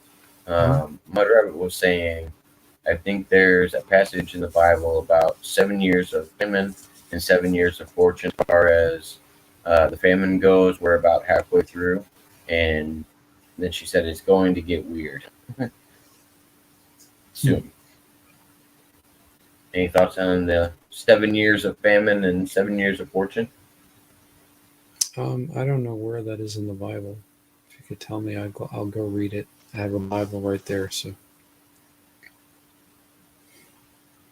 And I always wonder because there's actually certain people in history that have talked about how the the coming has already happened, and they talk about the rapture has already happened, and like they they try to put significant events in the Bible. I think they talk about Revelations like before the 1800s, and that it was something that happened in the East, and people wrote in from the East to Europe, and they compared it to Revelations, and I was like, well, I don't think that was really Revelations. Like, I think it would have been bigger than that. But I think everybody tries to put a time point on these things and try to act like the world's events are always significant in their lifetime. It's the same like predicting a apocalypse. Like, I don't really think anybody's actually going to predict the end of the world. But according to the Bible, at least. I kind of think of the apocalypse is more of a gradual thing myself, but I don't think it's going to be as explosive and fantastic as people want it to be. I think it's more like a gradual lifting of the veil, so to speak. But that's just me. It would be almost impossible for the world to be one. Then the next guy is ingrained in people for hundreds of years. Yeah, I often worry about that. That's always a common saying that I say, at least, is I think humans are corrupt by nature, and I think it's hard to get that dominant, like I want to take land from somebody else mentality. And then Mother of it actually said it was from Genesis 4:30 about the 7 years of famine and 7 years of fortune. I'll definitely go read that one and have some thinking about it. But I don't know anything about it right now off the top of my head. I probably should, but I don't. That's where it begins. Read past 30. Oh, okay, that's the start of it. It starts at 41:30 and then it goes on past that. But that was in the beginning, right? Oh, wait a minute. We have. Assume this is a joke. Correction, Mr. Fowler knows the exact date and time of the apocalypse. Of course he does. You think so? You think he knows this? Oh, of course. I mean, how could he not? Oh, Michael. Oh my goodness. And I'm not sarcastic or anything. No, not at all. I assume he's still going to be president in 2044, and Andre's going to be his vice. I think that's what they told me at one point. Because at first Andre was going to be president, and then Andre told me that he was going to let Rocco be president, and he was going to be president. I'm still trying to figure out that one out. Well, whatever happens, I just want to be helpful, you know. Like Arnold Schwarzenegger says, be useful. Arnold Schwarzenegger said a lot of weird things.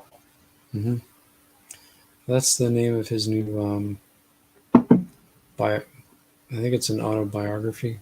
It's called Be Useful.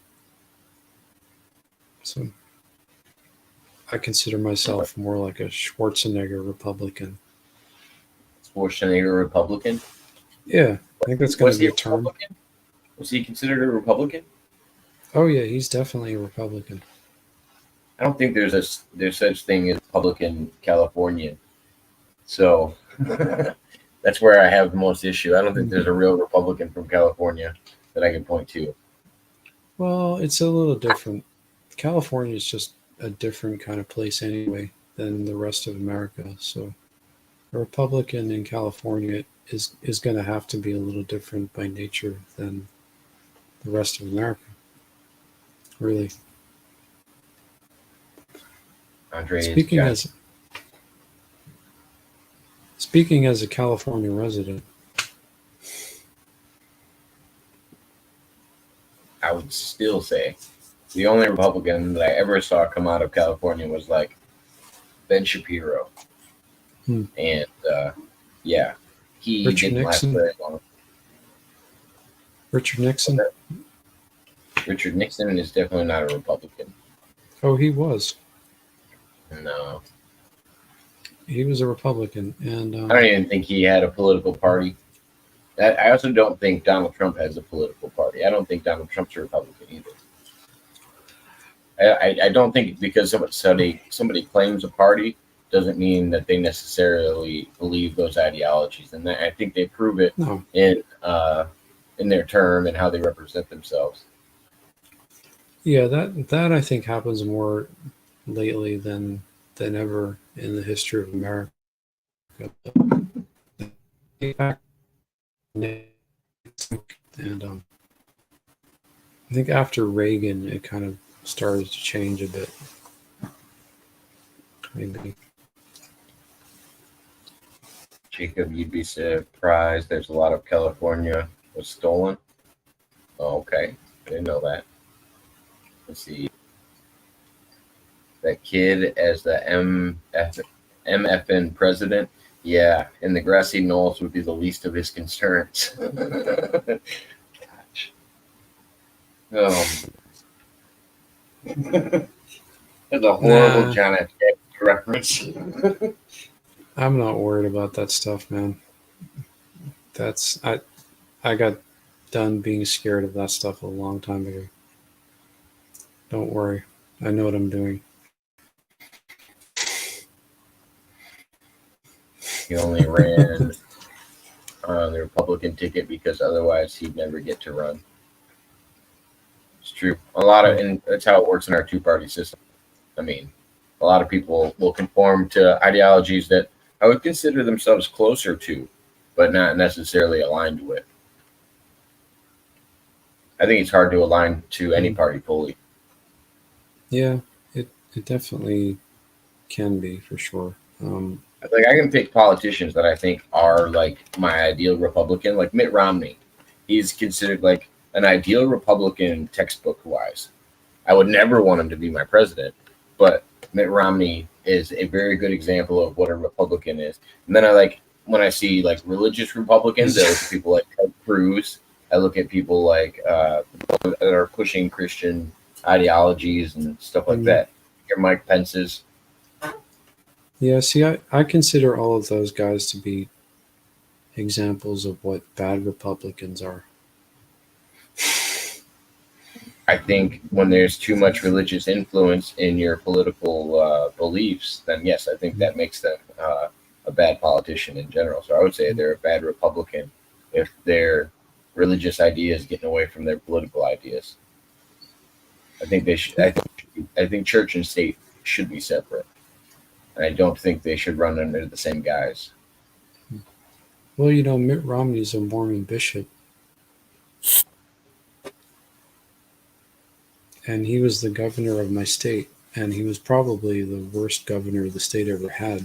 I don't know if you knew that, but growing up in Massachusetts, he was the governor of Massachusetts when I moved out. I don't know if you've ever heard of a gentleman by the name of J.B. Pritzker, but I have dealt with some bad governors in my day. Lori Lightfoot was the one at the time, wasn't she? Or she was the mayor. Mayor Lori Lightfoot and Governor J.B. Pritzker. Ooh. Dealt with some weird things in my years. Yeah. Let's see. Bill Weld was the governor of my state for a long time. The state when I grew up in Massachusetts. I'm sure you're familiar with him. he ran against Donald Trump actually. Yeah. As you know, he was a good governor. He was Was that actually really good. when is that when Trump was Democratic or when he was Republican? No, recently he campaigned against Trump when uh, in 2020, and I thought he would have made a great president. Frankly, he was a great governor, like a really good governor. But he just didn't get the support that he would have needed to make that happen. Trump got the nomination, wasn't it? Didn't he get the nomination? Yes, he did get the nomination. But I think Weld would have made a much better president than Trump. But unfortunately, it didn't happen. There's a lot of great Republican, like actual Massachusetts, New England Republicans, but we aren't New Yorkers, so we don't get the media time that New Yorkers get. I mean, I feel like New Yorkers get good and bad press, so it just depends on how the public takes from that. I feel Yeah. like it could be the worst press and coverage ever, and you could do well. Like I do think you can't even sling mud at Trump anymore. There's Yeah. nothing I think they could throw at him where he still wouldn't go to the polls. Well, I'm a Californian now anyway, so I should be all right. Yeah, I mean, well, you're going to be considered a Democrat regardless if you say that I'm coming from California with my ideology. They're going to say because I really don't think modern day anybody thinks anybody that's not Democratic or a Democrat coming out of California, not Democratic. It's an overreach. Yeah, but Northern California, I mean, really, it's kind of that's still Reagan territory. I agree about the religious thing. It's holding humanity back. Anytime someone mentions Jesus or the Bible, I can't help but roll my eyes. Religion is not the answer, in my opinion. Oh, you missed the beginning of the show, Soprano. That's Yeah. that might be that might be a lot of people's opinion. Well, I wasn't specifically talking about having any disdain for Jesus or the Bible, but I No, was. I think we talked about if religion was necessary for society, when it would actually be no longer in society.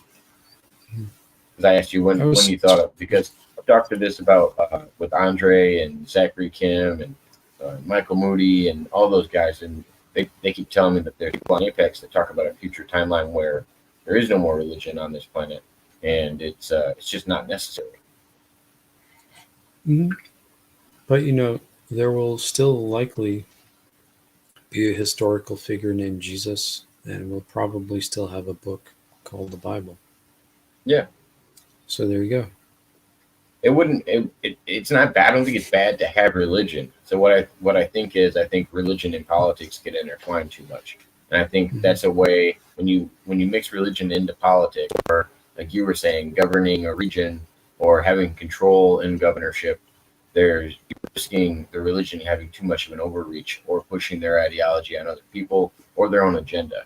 It just depends on what religion you're talking about, and I mean, you can get the Christian Crusades from it, or you can get the Vatican from it. Like there's examples of it. A lot of different religions, I think, of Yeah, how they but that's stranglehold on situations. Clearwater, Florida, is ran by Scientologists now. Like mhm. it's like their commune now, and that's where they keep their gold base, and they influence over the law down there. Um, it's interesting how people can develop footholds, regardless of their size, if they get acquire enough land. well, I wasn't talking badly about Jesus or the Bible. I was merely saying that we need to get rid of organized religion, so-called religion. I don't even call it religion, really. To me, it's pseudo-religion. I learned the term pseudo-religion from a great musician that is also an interesting theologist named Trey, from a band you might have heard of called Mr. Bungle. Um,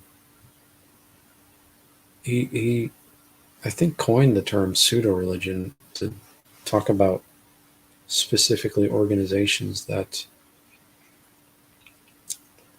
really have no merit in their in what they have to offer people. They're just placebo beliefs, like just things that people can follow, sort of like a club to be part of, or whatever, Yeah. to feel like And, they're and I part of think that's something. something that religion does is it builds good morals. It can be a good foundation for how to live.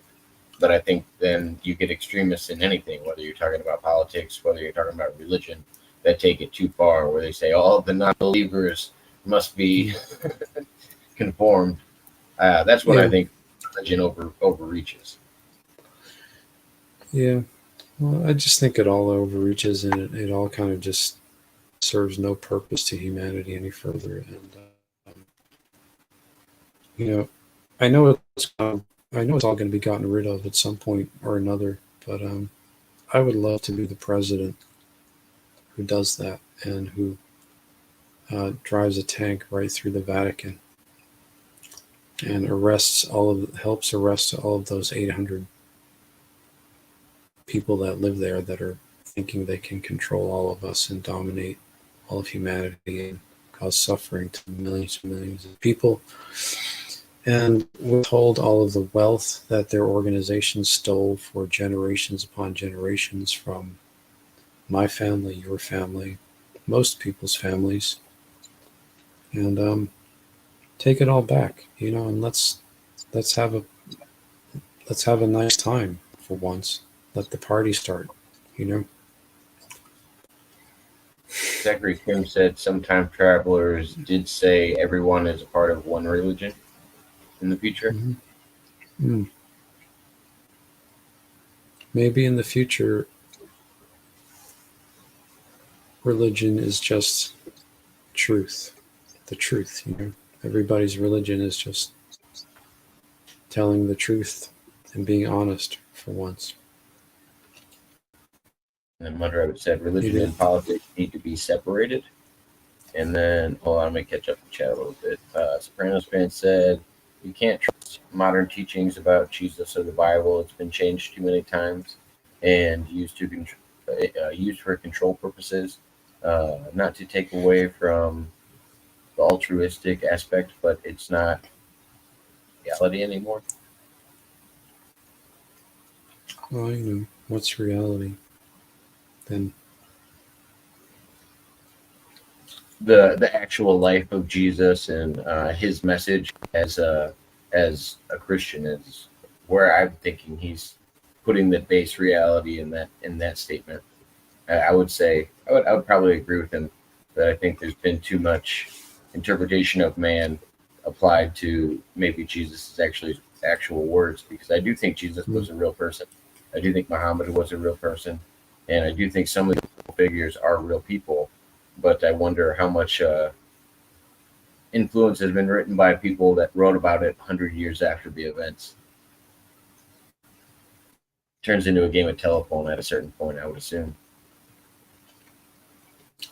Well, it's interesting. I've actually studied the scriptures quite extensively and the history of them, and you will find that some of the oldest existing manuscripts of the Bible say the exact same thing as modern translations. So it is interesting that the overall message has been basically preserved from the original writings up until now. You can verify that for yourself. I wouldn't I think I wouldn't expect you to. that's easy to determine as like yes, it's true the things that we choose to put in the Bible fall along those lines, but what about the things that we chose to take out of the modern Bible? Whether we're talking about chapters, certain other people that also had accounts in the original Bibles that are no longer there. I suppose that is I, for one, don't think Eve was the first woman. Mm. I think there was another woman before Eve, and I think there's Mhm. accounts of Mary Magdalene's story a little bit more than we actually get. I think there's quite a few stories that have been taken out of the modern day Bible, but say you could be spot on by saying some of the stories that are still in fit the narrative that has been constructed, and it's probably similar to the original text. But I think if other things are taken out, then there's a balance to it. Mm. Well, I definitely think all of that stuff is worthy of consideration, and you know, it's important to keep an open mind while learning about stuff, for sure.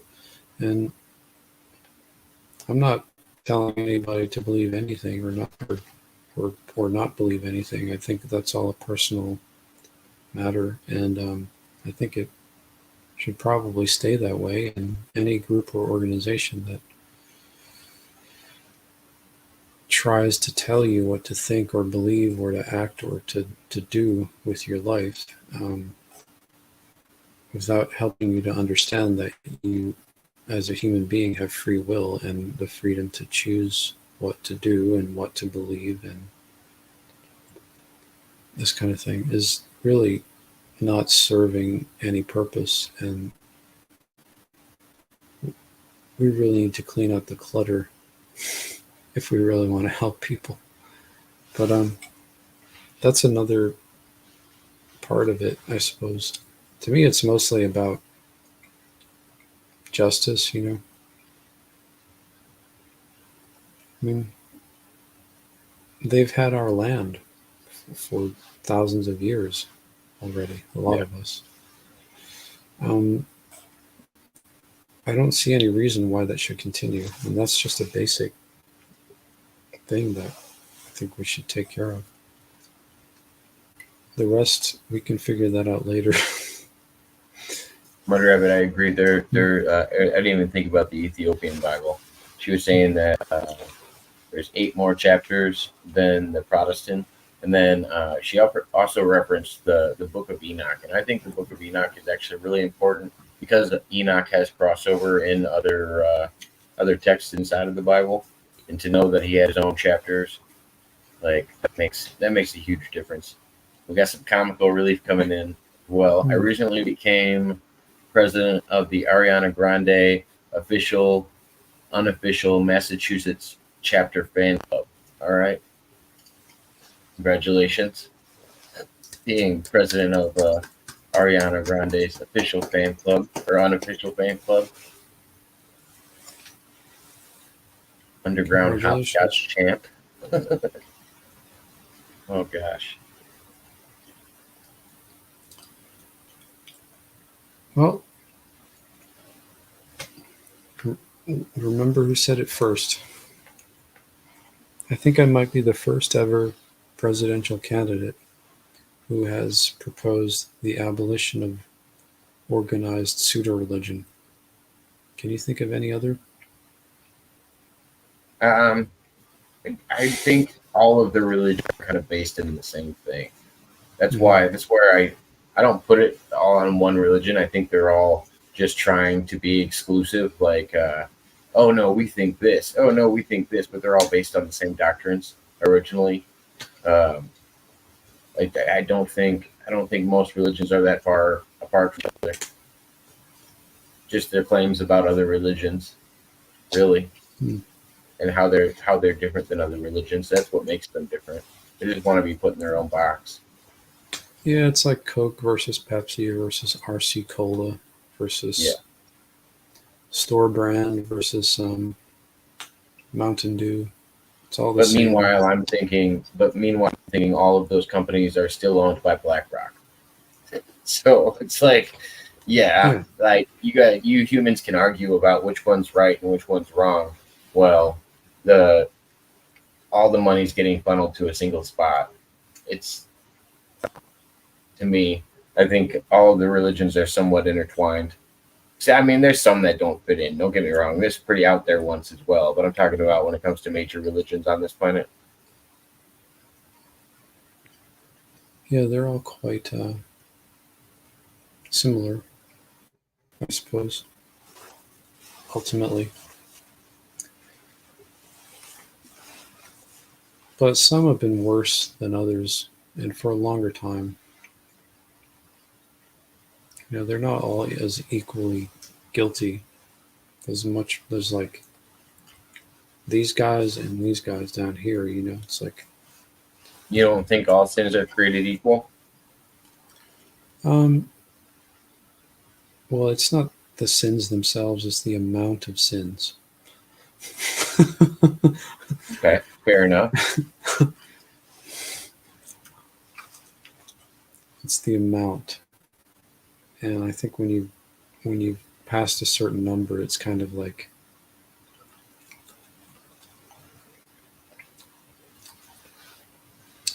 time to be stopped at that point. I think that's how it works. It's like enough already. You know. I mean, I think when your religion is responsible for the starting of both world wars, um, the election of Adolf Hitler, um, what else? The Crusades, the Spanish Inquisition,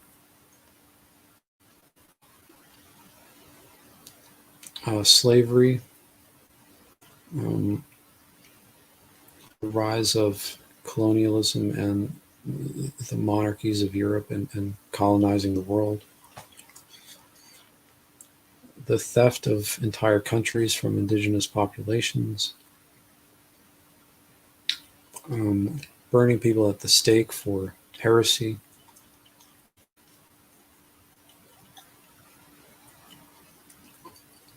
massive displacement of populations of people.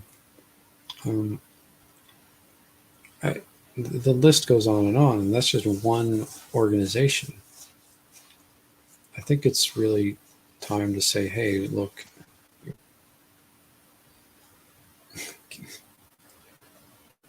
what are we doing? But they still want to keep going with it, and so What if therefore, what if somebody made the devil's advocate argument? Or well, what if we didn't have NASA?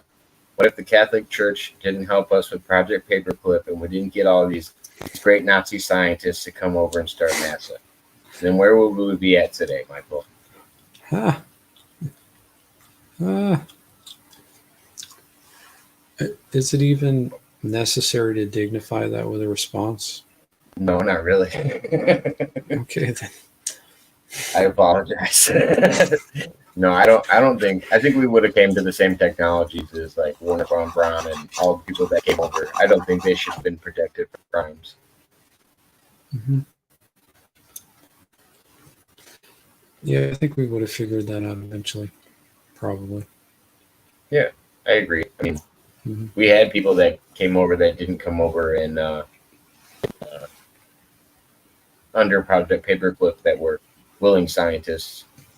Our Nikola Teslas, our Albert Einsteins. They didn't have to sneak over and do things covertly, change their names or be protected. Hmm. We definitely had intelligent minds, regardless. Yeah. Well, I suppose if the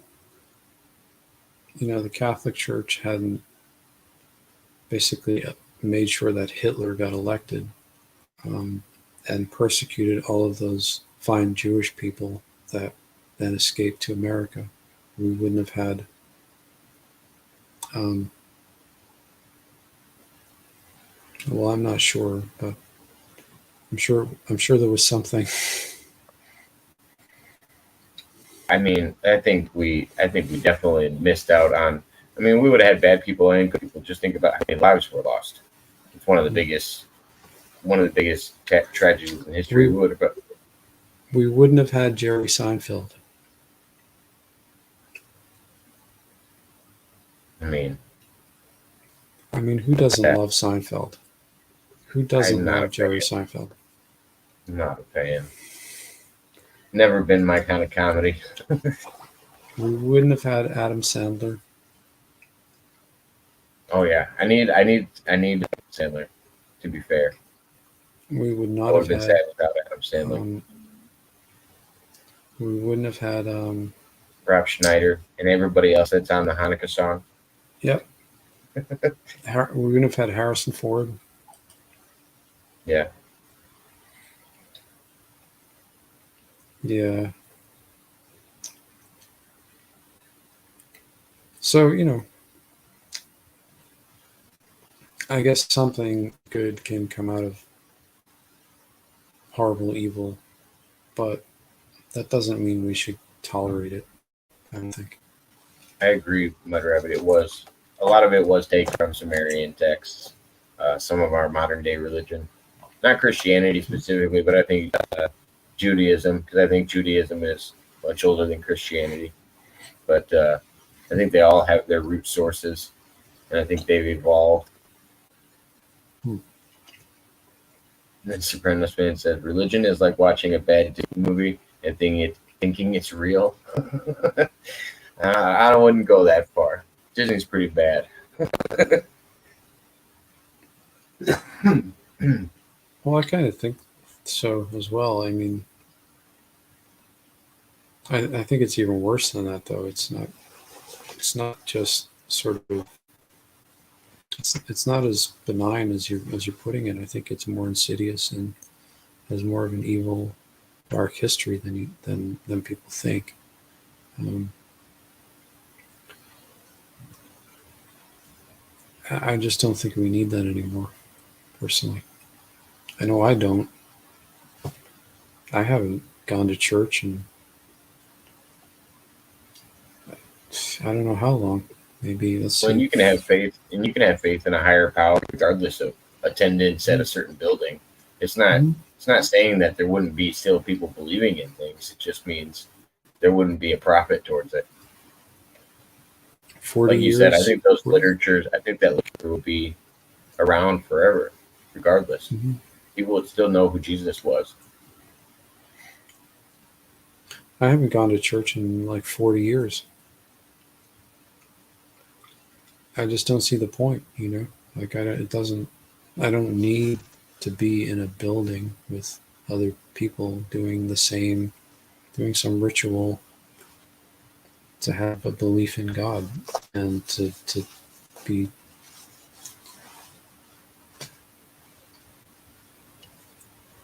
a spiritual person still.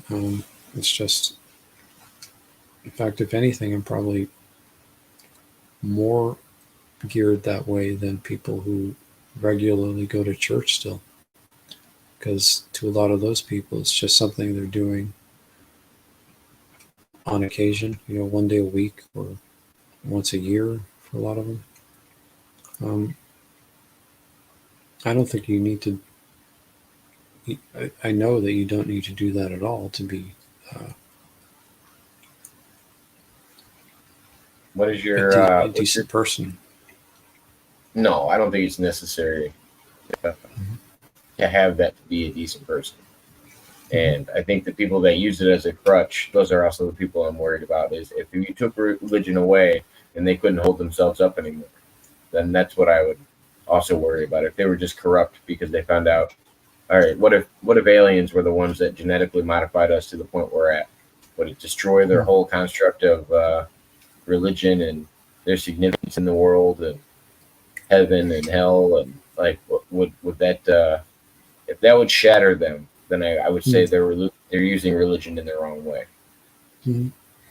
I think those people are going to have to learn how to do something different with their lives if assuming we get rid of it.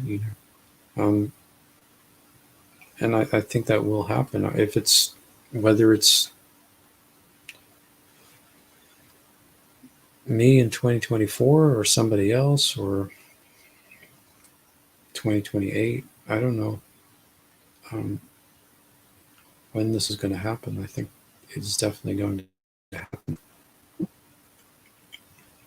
Those people are going to have to learn how to do something different with their lives. And I think for a lot of them, it's going to be shocking. I think it is going to take some time to process and figure out how to move forward. And, the rest of us can accommodate them, I think. There's no reason not to. It's like we we have insurance for people who have been in car crashes and traumatized and everything else. We should maybe treat those people as individuals who have been in the same kind of situation. Just be nice to them. Just help them. What are your thoughts on Supreme? What he said? He's talking about when I think and I think this is strictly among religious people. They say that UFOs or aliens are actually demons. What are your thoughts about that? I don't think they know enough about UFOs or demons, but that's my belief. And then we got a list of Jewish comedians that just came in too. A crap load of them. Yeah, there's some good Jewish comedians. There are definitely some really good ones. They gave us Norm Macdonald, Robin Williams, Richard Pryor, Eddie Murphy, Bill Hicks, George Carlin, DK. Norm Macdonald was Jewish. I didn't know that. I like his. He started out with Sandler. That makes sense. I thought he was just Canadian. Same thing, right? No. Just joking. That's my American sense of humor of always giving any Canadian grief every time I hear anything about Canada. Yeah, I kind of do that to Canadians too, but I've spent enough time there to kind of almost become one of them as well. It's weird.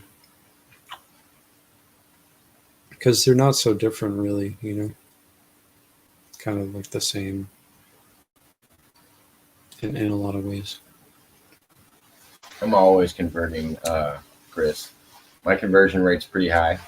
I am definitely going to get some people into Scientology. I know a few good people in this community that I could turn over to our Lord and Savior L. Ron Hubbard, and they wouldn't know the difference.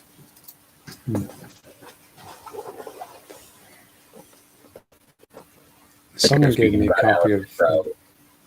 What's that? Someone gave me a copy of Dianetics recently. I got a copy. I'll give you a self-analysis book that you can use to study your Dianetics book. It ended you up won't in even my have to make any changes. It ended up in my recycle bin. Oh, come on. One of the most prolific authors of our time. He's got more writing than any other person documented. That's an accomplishment in itself. Well, I'm not big into reading anymore. Okay, so let me give you the gem that is Battlefield Earth, starred by John Travolta. It's a short story written by L. Ron Hubbard that was turned into a movie, and they had a lead Scientologist play a role in the movie, and that's John Travolta. There's a passage in the Bible, scripture in the Bible, that says, to the making of many books there is no end, and much devotion to them is wearisome to the flesh. So it's basically saying there's so many books, and if you spend too much time with them, reading and everything, you just get tired. I've done that. I've read and read and read and read. I used to live at the public library, you know. And after a point, I was just like, you know what? I'm done. That was it. That was a while We'll ago. just get you a Neuralink and then you can download it. Yeah, I definitely still read on the internet, but books, I'm done with books.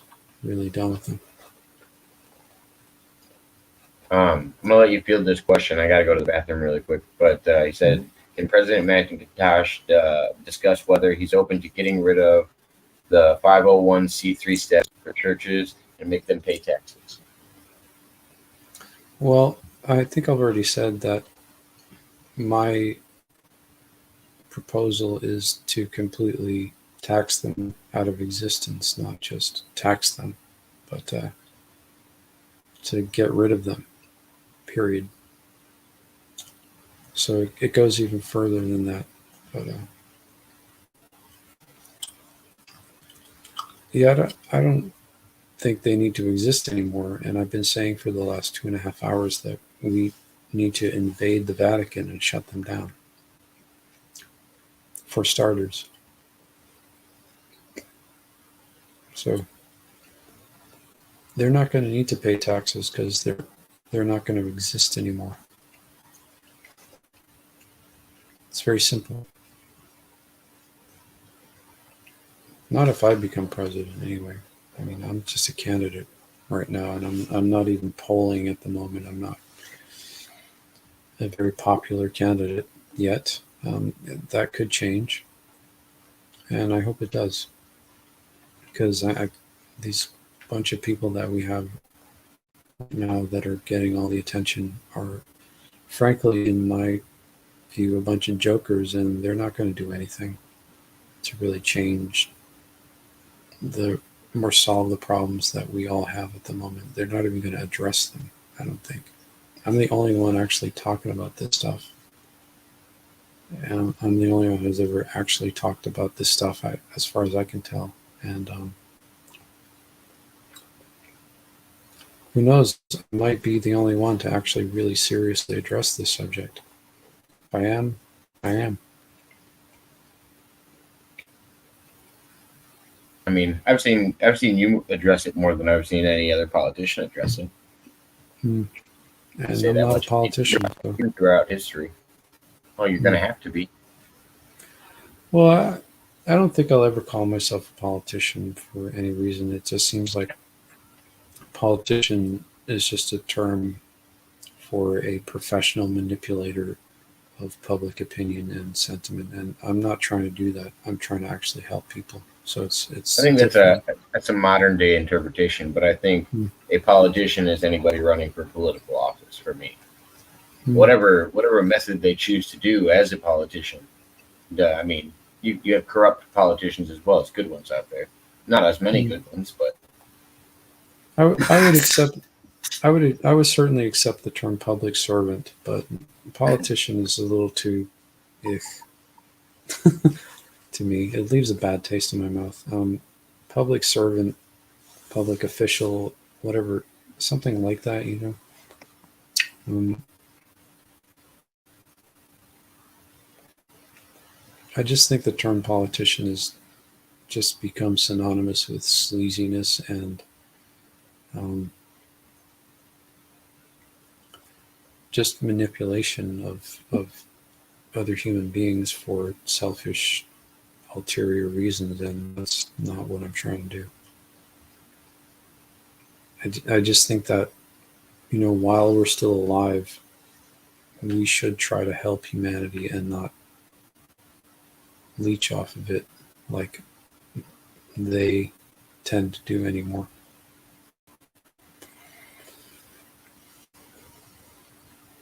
yeah, Chris, I could help him. We can get him a Dynetics book and see if it will help him. I think we would. I don't think the tools would hurt anybody.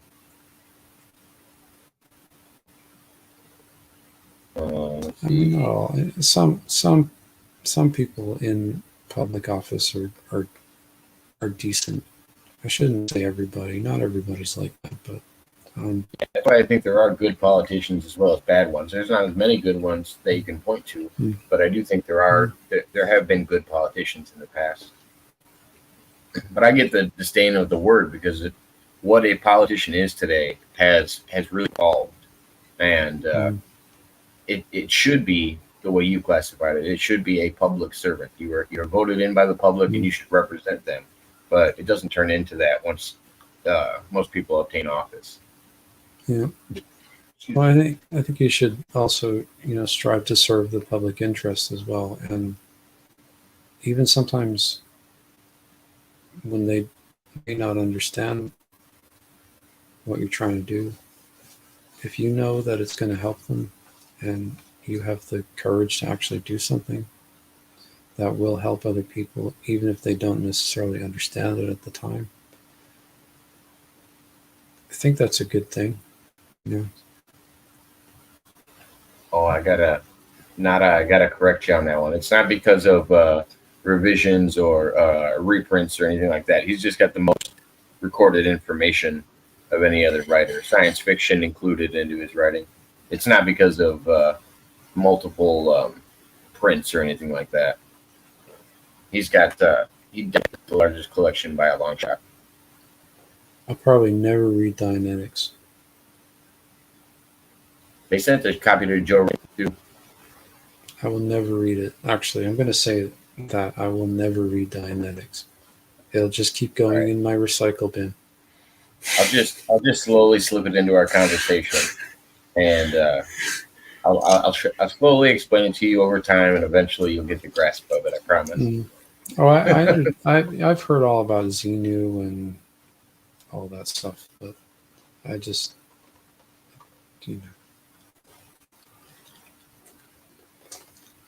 I ain't buying it. You know what I'm saying?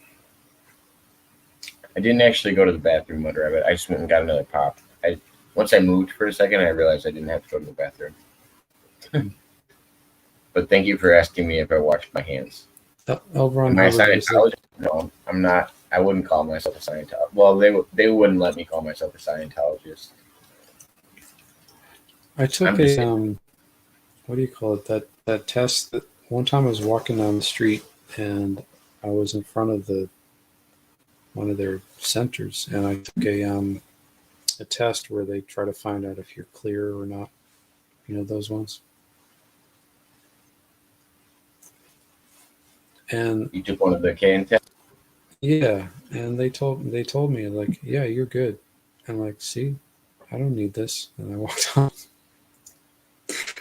I was offered a free. So I was offered a free. Gosh, what's it called? Audit. It's basically what they call it. It's auditing, and there's an auditor that's trained, and they were doing auditor training at Chicago one, and they offered me a free audit, and I actually chose not to do it. I think I was busy at the time, but normally they cost like $1,200 a visit or something like that. It's an insane amount of money, and actually it's not. It's more than that. I think it's closer to $3,000 because you have to be there for 6 hours. Like a full audit apparently takes like 6 hours, but they'll introduce people to it on the street and like try to do it to them. But it's basically their version of a detector test. And I just liked the basis of why L. Ron Hubbard actually created it. The reason he created it was for past life regression therapy. He was using it to bring up people's past lives before the creation of Scientology. And that was like the foundation for Dianetics as well. He was trying to prove that we've lived multiple lives on this planet, and that you do have tendencies from your other lives that might have carried over. And I thought that was interesting. I don't really like Scientology as much. Scientology to me is a little too, I don't know, there's really strange pecking order in Scientology. And once you get into the higher tiers, you're allowed to like get rid of people.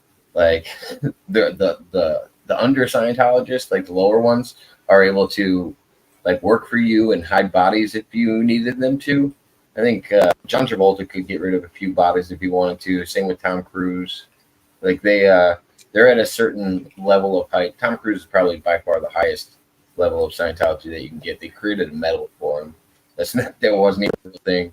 So I assume he's the highest ranking, but even some celebrity Scientologists have abilities that a lot of public people wouldn't know about. Certain protection. Whatever, man. I don't believe in all that hocus pocus stuff. Yes, they actually do that. I don't want to get into talking about Scientology. You guys are going to get me distracted. Exactly. I don't want to talk about Scientology. But yeah, I think it's another example of religions getting too many freedoms in this country, if you ask me. Like, in the fact that they're actually tax exempt now, and it got me into it when Chris was asking you about removing the tax exempt policy. Well, I don't think you need to tax something that doesn't exist. So I would prefer its non-existence than taxing it. There wouldn't be any beginning steps, because if you were going to the Vatican, that wouldn't make the same difference for all of the other churches that are tax exempt. Well, if you have a really hideous, ugly monster, it's better just to cut its head off and let the rest die. Is it like killing a leader though in the Middle East? Is somebody just going to follow that fraction and maybe their religion grow stronger? No, because you're going to actually take over what they have left, and rather than go in and kill a leader and then leave it to resuscitate, leave a movement to resuscitate, to revive itself. You just go in and never leave, and they're not going to be able to come back or exist ever again. It's very simple. And at that point, you also have 77 billion hectares of occupied territory to begin learning how to manage and use properly, which is for the benefit of we the people and ordinary human beings that are natural residents of those territories. We learn how to use it for ourselves and for people, not for the furtherance of the agendas that this organization has. I think, you start there, start with the biggest one. Of course, I'm not saying leave the other ones alone either. I think they should all go away as well. But that's the worst one. I can't think of a worse one. Can you? No. I don't classify them all. Like I said, I don't give them all that individual power. I think too many of them are intertwined. Mm-hmm. Just by their variation of books, I don't think they're that distinctively different. But Sopranos fan, that's an interesting thing that you said, because I'm gonna chat with Michael, and that was my slogan for 2024 is no more in the White House 2024. I don't know who it belonged to, but I don't really think it matters. I think the fact that it's in the White House is kind of fucking weird. Yeah. I won't have any cocaine in the White House, but you never know. It might be the start of something, frankly. Donald Trump only had Diet Coke, okay? Yeah. Really, seriously. You're telling me Donald Trump never smoked a joint or snorted a line in his life? Do you believe it? Come on. No, you believe I don't it? believe that. I Not do even not kinda? believe that. Not even slightly. I've never drank alcohol in my life. Give me a break, man. You grew up in New I York. smelled it once, but that's it. Didn't like it.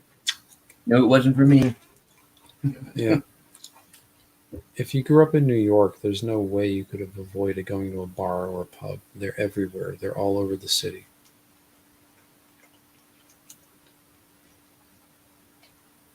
It I would. mean, being a businessman in New York, it's weird that you didn't walk across a little bit of booger sugar here and there. I mean, Mm. like watching movies like The Wolf of Wall Street and stuff like that, you're like, oh, okay, this is just everywhere, right? And everybody that was making those kind of big financial deals and had all this money seemed to have a little bit of involvement in it. But Mhm. I don't know. I don't have any exact proof of it. Yeah. And in the 80s, I mean, seriously, everybody was on cocaine in the 80s. Focus in probably 50% of bars late at night. Yeah, I would agree. And I think cocaine is still a prominent thing.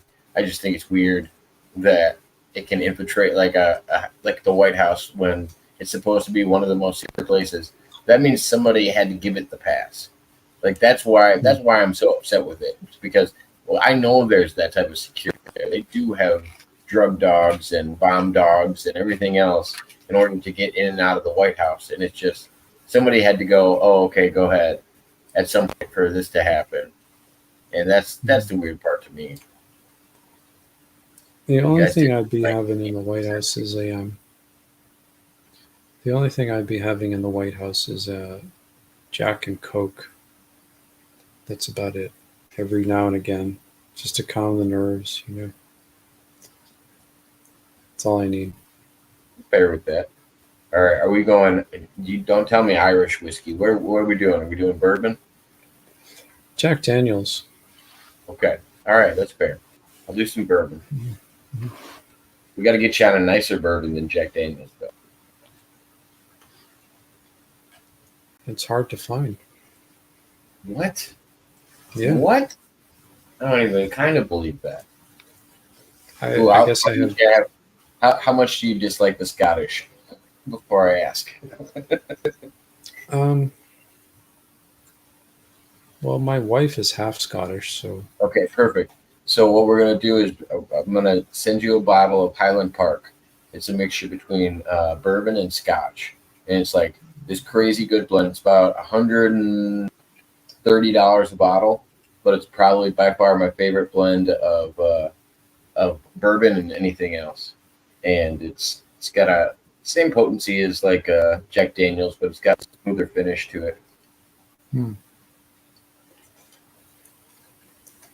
Well, I really like those Jack Daniels. What do you call them? They have like raspberry flavor in them and stuff. Oh, like the coolers that they got, Yeah, the yeah, cooler kind of things they got. Yeah, yeah. Those are really good. Those go well with some Coca Cola or something, just to water it down a little bit.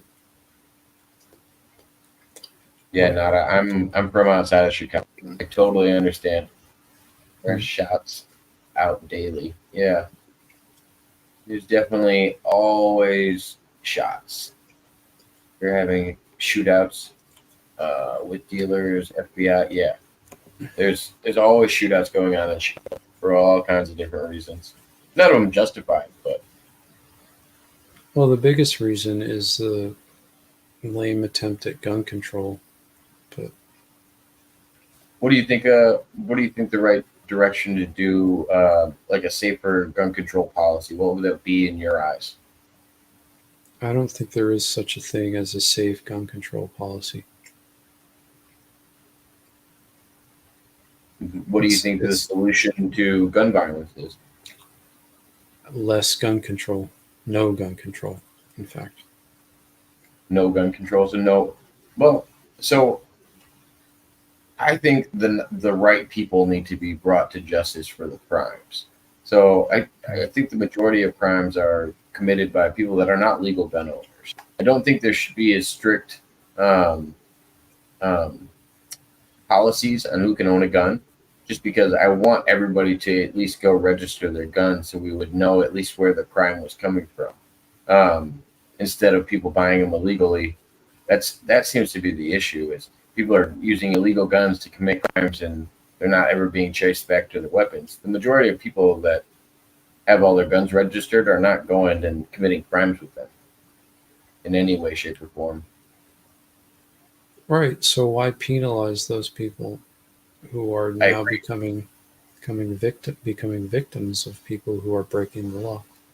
So I'm saying is, how do we get the people that are breaking the law caught for their crimes? I don't think the people that are law-abiding citizens should have an issue at all. If anything, I think more people should be able to register their guns without as much hassle. I think Illinois has one of the strictest gun control policies of most of the 50 states, and you still can't have open carry in Illinois in any way, shape, or form, to the best of my knowledge. And Yeah, but you can still get a gun whether it's legal or illegal. So it's almost an unmanageable situation. So rather than trying to manage it, which isn't really possible, just have a blanket situation where people are automatically guaranteed the right to defend themselves against people who are going to use legal or illegal guns to commit violence. not a safe gun control. Everyone has a gun. That's it's not. I mean, it's not really a solution either, but it mitigates the problem. I think then I really do. better than. I'm not a proponent of that guns are a bad thing. I think guns save just as many lives as they can hurt. Um, and I think the only issue with guns for me is uh, the fact that it's hard for us to trace the people that are committing crimes with them. And that's why I think it needs to be easily accessible to get and obtain a weapon, because then people still register them. I don't think people would go the illegal route as much if it was just easy to obtain a gun.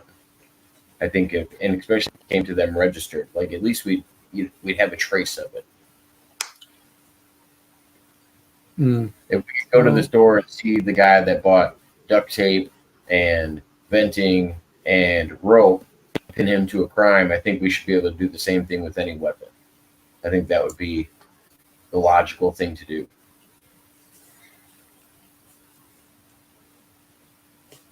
I don't know. I'm sure Oh, there's yeah, a you can problem even there. make your own. Good point. They were talking about how you can make your own. Yeah, they got diagrams on 3D printers now. You can literally print yourself a gun. Yeah. So it's sort of like, I mean, if you can't really, the biggest thing there, I think, is likely who's in charge of legislating and deciding what's, I mean, the power to decide what other people are allowed or not allowed to do is very easily abused. And how do you counterbalance that also?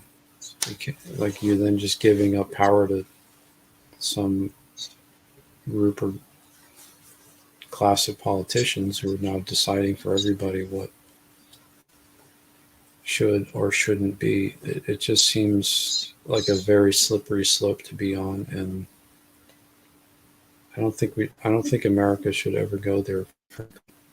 That's actually why I think the Second Amendment is kind of obsolete these days, because a lot of people, the argument for the Second Amendment is to be able to protect yourself against a tyrannous government. I don't think any U.S. civilian is able to obtain arms that would protect them against the government that they're ruled by. I think if our government wanted to get rid of any fraction of people, they would do it with no hesitation, and we wouldn't have like the a maximum round pistol or rifle is not going to defend you against, like you said, walking like even the Vatican, showing up the Vatican with a tank. Like, okay, good luck. Tell me how many civilians can even get like a rocket launcher, much less this tank or anything to sustainably like protect themselves. They would just call you a terrorist inside of the United States, and they would get rid of the whole block or whatever area they had to do it to. Well, governments obviously have tried doing that, but 350 billion people. Imagine 350 million people with firearms. That's going to have a massive effect on any kind of tyranny. I just don't think our battles are won anymore. More than anything, I don't think civilians have the access to defend themselves the way that they think they do, and I don't think it would spread as far as being that many billion people, because I think it would be nipped in the butt as soon as the government saw a fraction of people starting to get together. They would label them a terrorist organization and try to abolish them. I mean, look at what they did to just Trump supporters, calling all of them Nazis and everything else. They try to vilify communities in order to take the power away from them and make them an enemy to the rest of the people. Mm-hmm. But, that hasn't really succeeded. I mean, Trump still has a large supporter base. So,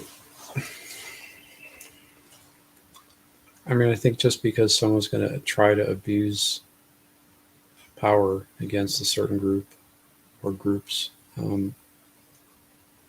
that doesn't mean we should let them try. How's it going, Juan Peso?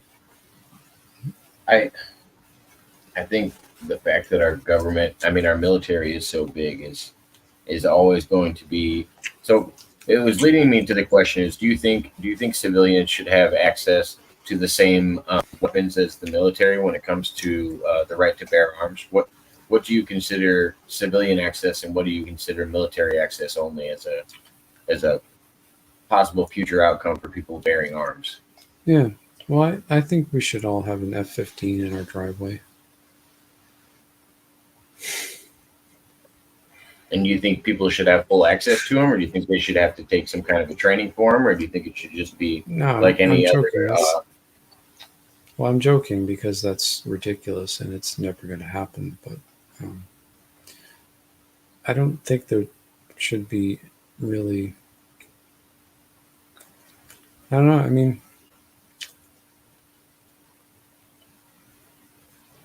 the stuff needs to be balanced in every way. The balance of powers need to be met in a reasonable way and to a reasonable degree, but there's no perfect way of doing that. So I think we're just muddling through it really at the moment. I don't think we're really going to figure out how to do that. And I don't know that it's anybody's right to decide for anybody else either. It seems like it isn't. Don't you think some of the laws in place now have been determined by others? Do you think there's anything that would need to be pulled back on a federal level to make things more accessible for the people? I just think most Americans are just never going to give up their guns, regardless of what anybody tries to do and what any kind of legislation that anybody tries to enact. It's not going to have any effect. I think people are just going to keep their guns regardless of what the government tries to do or doesn't do.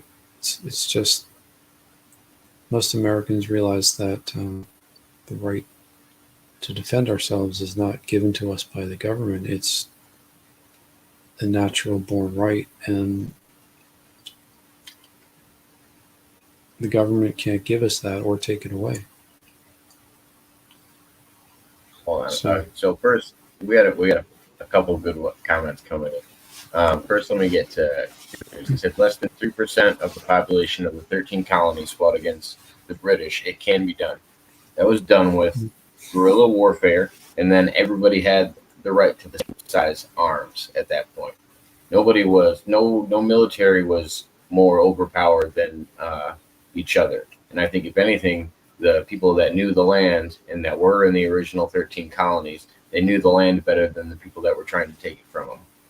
And that's why I think guerrilla warfare worked in that sense, especially if you have British soldiers getting in a line and trying to do it like a volley. And it's like, all right, you take your shot, we'll take our shot. Like that's just not how Americans did war when it happened. It was guerrilla tactics. When they showed up, they shot them.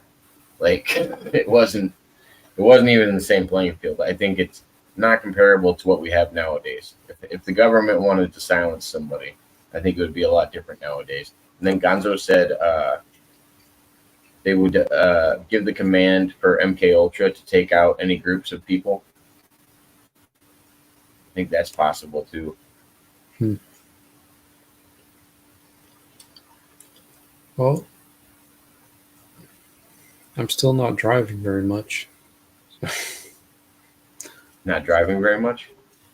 No. I mean, they have all kinds of stuff where they can like remote control your car now and stuff. Or remote control somebody else's car to crash into you. I have seen that with electric cars, and they can actually shut your car down, and they have quite the control over vehicles that I didn't realize until recently. Same with cell phones. I heard that even if you take your battery out of your cell phone, they can still hear if they wanted to. That was from a CIA agent recently, a retired CIA agent, in an interview that I saw. So, that's all overreach as far as I'm concerned. I'm sure that we will figure out a way to mitigate that. If you drive an older vehicle, for instance, it doesn't have that kind of technology in it that they can control it. So I think it's before 2003 or something. You think it was 2003? I think that was the year, yeah, that they started putting that technology in. I'm not sure. I'll have to look that up, but older cars don't have that technology installed in them. I don't. Suitcase, nukes for everyone. LOL. Yeah, I don't. I say, oh yeah, I don't really use a cell phone. Like I have one, but I leave it behind wherever I go. I don't take it with me when I'm out and stuff. I don't carry like digital, like bank cards or credit cards or any identification cards or anything like that because they have that stuff installed in them. Oh yeah, all of it's chipped now. Yeah. I mean, the majority of our stuff, like even most of our cards, you had to turn in your old version because they would never even accept it anymore. It never, like they try to make things obsolete when they want you to go on a new system, and I think it's actually going to happen to the financial system very soon. The financial system is screwed. I mean, that's done for.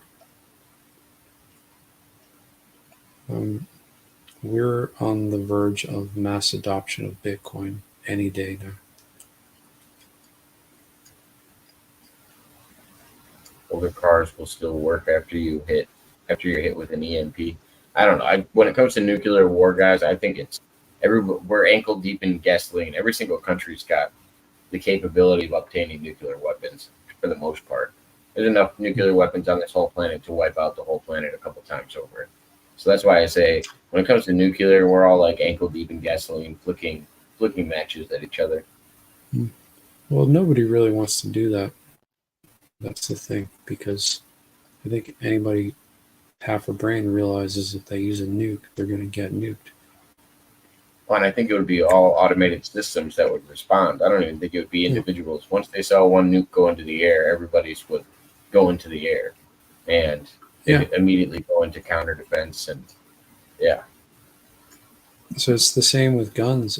As Zachary here was saying, it's like if everybody's got a gun, no one's going to get shot. That's kind of how it is.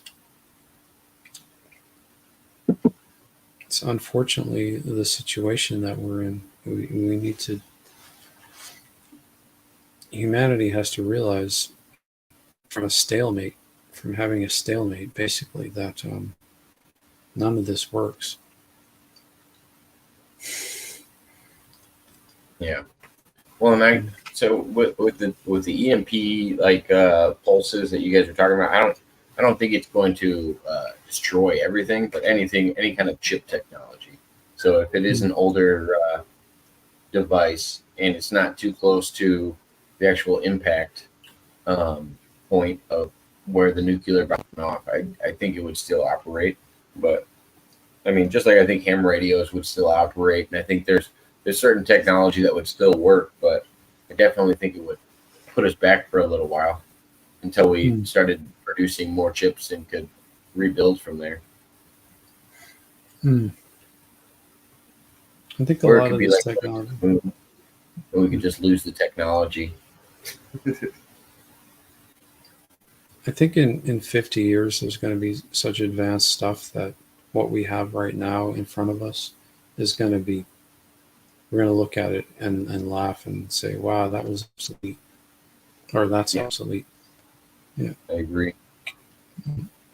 The second quantum computing is created, and I think every other electronic on this planet will become obsolete. Yeah, we're going to have holographic AIs that we can talk to and stand in the room next to us and stuff that can teach our kids and all this kind of stuff, more than likely. That's, of course, unless we blow ourselves completely sky high, which I don't think any of us are too keen on doing. So that's probably not going to happen. I appreciate you coming on, man. You probably got to get some rest. We've been on for 3 hours and 15 minutes. I'm getting a little tired.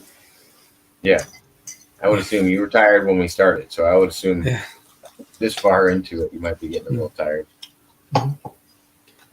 It is 3 a.m. over here in Western Europe. So I probably should try to get some rest. I appreciate you coming on and giving us the time. It was fun. There's a lot of new people that got to meet you in the chat today, and a lot of people were saying they liked the guest that we had on. So I appreciate you coming on and talking to everybody and taking the time in the middle of the night when you didn't have to.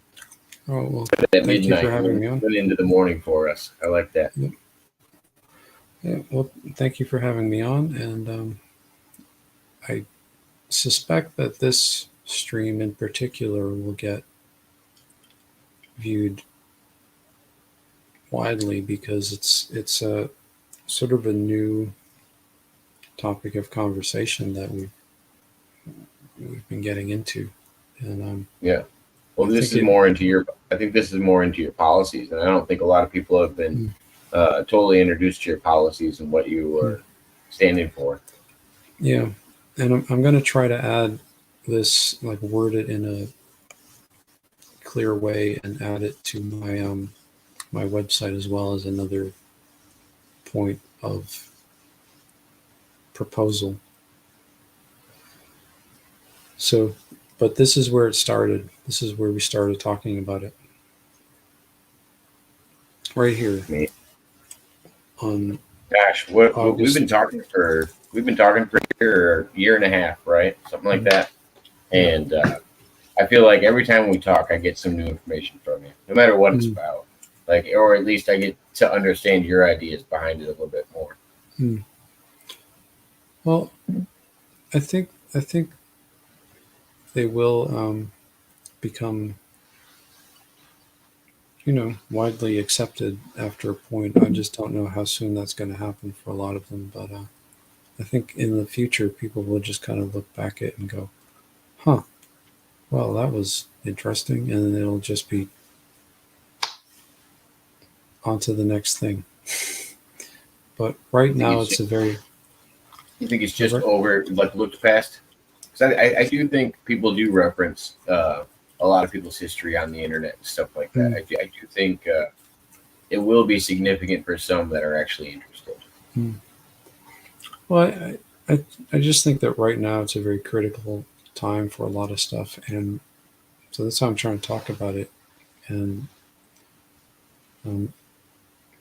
help people to understand that they're not, because I know a lot of people are probably thinking the same thing, but I don't want them to understand that they're not alone, and there are actually people out here who are trying to help initiate certain changes. And maybe if we all work together, it will actually happen, so that in the future, nobody else will have to go through the crap that I'm sure a lot of us have, if Yeah. not all of us. And they I mean, might not even. we've all gone through it. The question is, can we pull out of it, and what's the answer to getting us out Hmm. of all of it? And I think that's what you offer when we have these conversations is your idea of a solution, if Hmm. anything, because in your solution isn't something that a lot of people have heard before. So Hmm. I would say it's groundbreaking on that stance as well.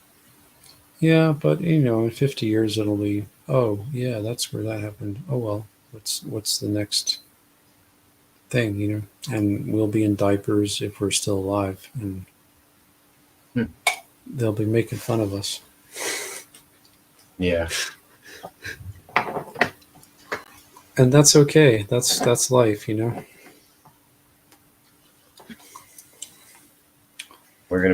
we'll be the generation that everybody just forgets about. Just like it's just a matter of time. I feel like all generations prior are just forgotten about for the most part. Hmm. But I don't know. I hope society goes a different way where we get wiser with our younger generations rather than the way that I feel like it's been going the last, I don't know, 30 years.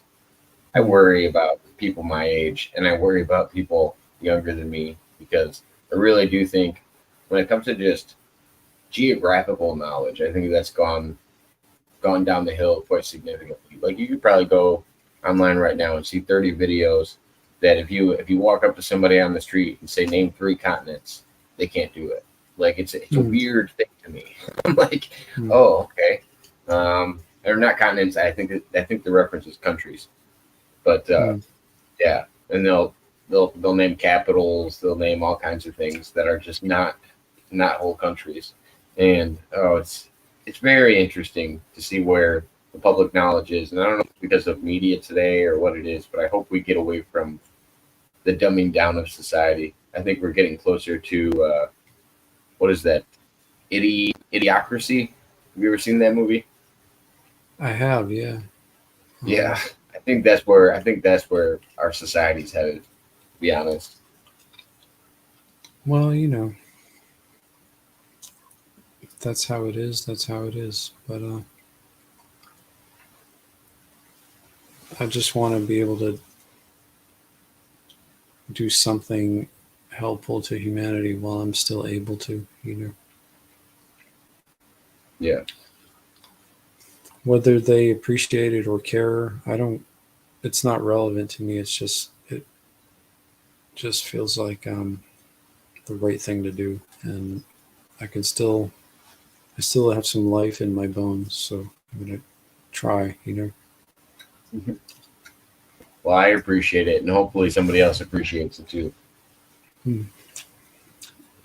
I think they will, but give it a few weeks. All right.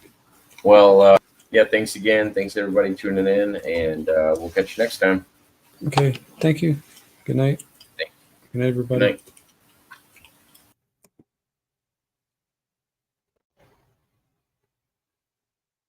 That was Michael Macintosh, ladies and gentlemen. Thank you for tuning in. Talk to everybody